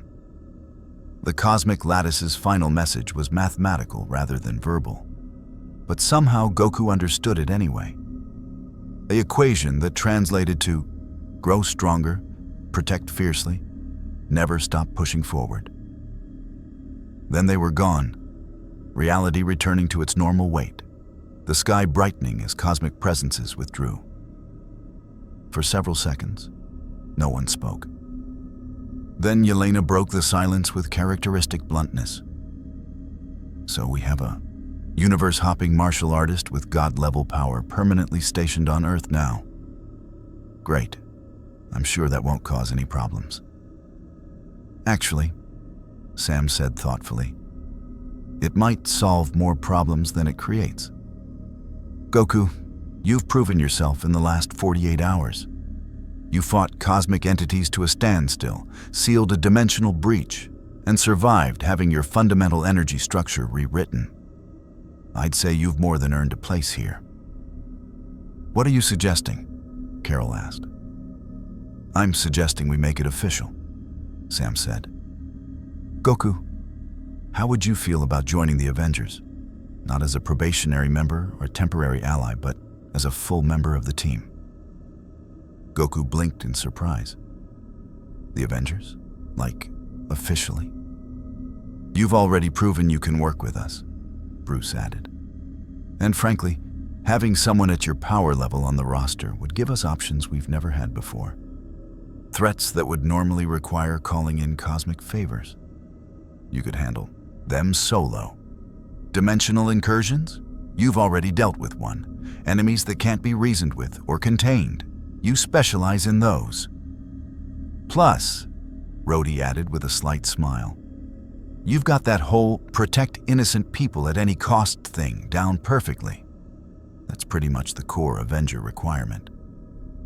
Goku looked around at the assembled heroes, people who'd fought beside him, trusted him, risked everything to help him seal the dimensional breach. People who'd stood with him against cosmic judgment and advocated for his right to exist. They reminded him of the Z Fighters. Different powers, different universe, but the same core values. I'd be honored, Goku said, his voice carrying genuine emotion. But I should warn you, I'm not great at taking orders. I tend to just rush in and fight first, plan later, and I'm really, really bad at politics and paperwork. We noticed, Sam said dryly. Lucky for you, we've got people who handle that stuff. What we need from you is exactly what you're good at, being an unstoppable force of nature when we need one. Then I accept, Goku said, extending his hand. I'll fight for Earth, protect its people, face whatever threats come, from street-level criminals to cosmic horrors. I promise. Sam shook his hand firmly. Welcome to the Avengers, Goku. 3 months later, Goku stood in the Avengers training facility, facing Shang-Chi across a sparring mat. They'd been trading techniques for the past hour, Shang-Chi teaching the refined martial arts of the Ten Rings tradition, Goku sharing principles from the Turtle School and lessons learned from gods. Your form is impeccable, Shang-Chi said, breathing hard. But you hold back too much. Even in training, you're suppressing at least 90% of your power. If I didn't hold back, we'd destroy the facility, Goku pointed out. Besides, training at lower power levels forces me to perfect my technique. It's not always about raw strength. Spoken like master. Roshi himself. Wang's voice came from the doorway. He entered carrying 2 cups of tea. I thought you might need refreshment. That Kaioken technique you've been teaching us is exhausting. You're picking it up fast, Goku said, accepting the tea gratefully. For someone without Saiyan biology, being able to maintain even Kaioken ×2 is impressive. Magic helps, Wang admitted. I'm using dimensional energy to supplement what my body can't naturally produce. It's inefficient, but it works. An alert sounded, not an emergency, just a notification. Bruce's voice came over the intercom. Goku, you've got a visitor. She says her name is Captain Marvel, but not our Captain Marvel. She's from... Well, you'd better come see this. Goku exchanged glances with Wang and Shang-Chi, then headed to the main hall. Standing in the center of the compound, looking around with undisguised curiosity, was a woman in a red and blue costume. She looked similar to Carol Danvers, but not identical. Her energy signature was different. Familiar in some ways, foreign in others.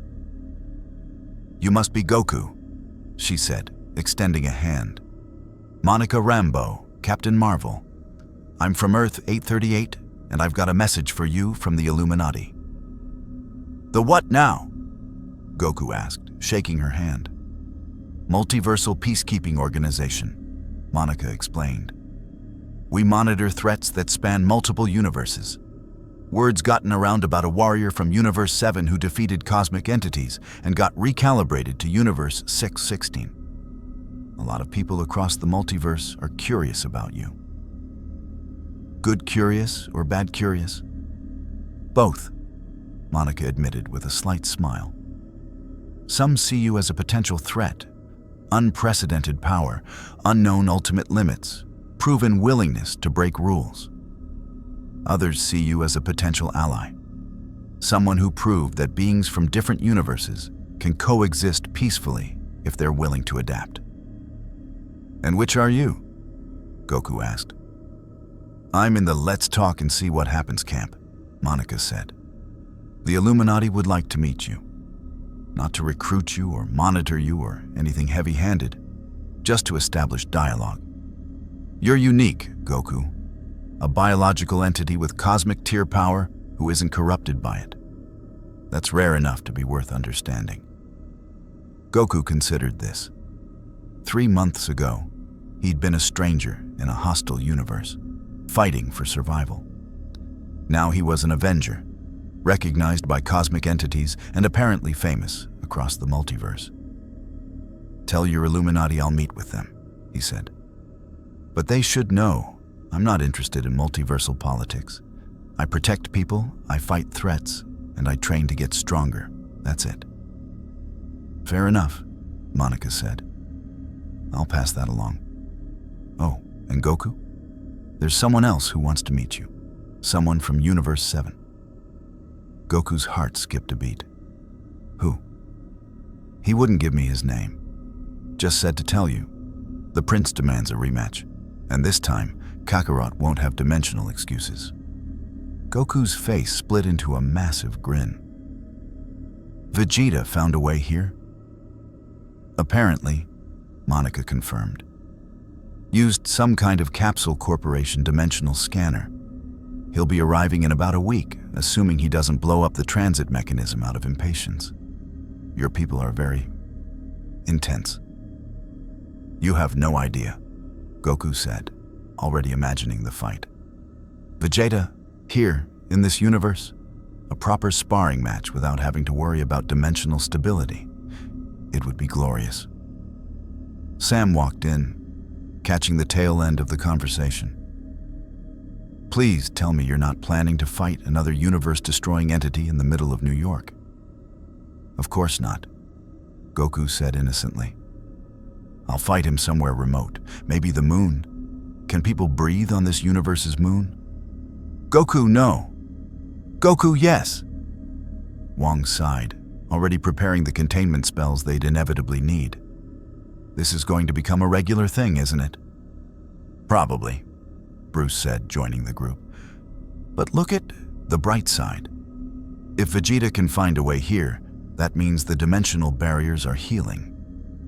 Given enough time and research, we might actually be able to open stable portals between universes.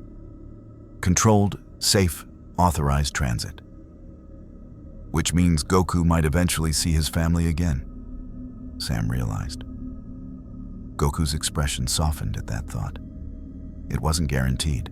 The research would take years, maybe decades. But it was hope, and hope was more than he'd had 3 months ago. "Until then," he said, looking around at the assembled heroes, his new team, his new family in this strange universe. "I've got work to do. Threats to fight, people to protect, a whole universe to explore and understand. And a Saiyan prince to punch," Yelena added helpfully. "And a Saiyan prince to punch," Goku agreed with a laugh. Far across the dimensional barriers, in Universe 7, Bulma's laboratory was in chaos. Vegeta stood in the center of a massive dimensional transit mechanism, arms crossed, scowling at the technicians making final adjustments. "It's ready, Prince Vegeta," Bulma announced. "The portal will open in 7 days. You'll have exactly 10 minutes to cross before the dimensional strain becomes too dangerous." "More than enough time," Vegeta said confidently. "That idiot Kakarot got himself trapped in another universe through sheer incompetence. I'm going to find him, beat him in a proper fight without dimensional excuses, then drag him home where he belongs." "And if he doesn't want to come home?" Bulma asked. Vegeta's smirk was sharp as a blade. "Then I'll beat him until he changes his mind. That's how Saiyans handle these things." Chi-Chi, standing nearby with Goten, smiled despite her worry. "Bring him home, Vegeta. Or at least tell him we love him and we're waiting." "I'm not a messenger service," Vegeta grumbled. But when Goten handed him a small capsule containing letters from the family, he pocketed it without further complaint. The countdown began. In Universe 616, Goku felt a shiver of anticipation. Vegeta was coming. His rival, his friend, his eternal competition for who could push further and grow stronger. The multiverse had tried to judge him, contain him, erase him. It had failed. Now it would learn what every universe eventually discovered: that Son Goku, wherever he existed, would protect the innocent, challenge the strong, and never, ever stop growing stronger. Different universe, same warrior, same responsibility. And the story was just beginning.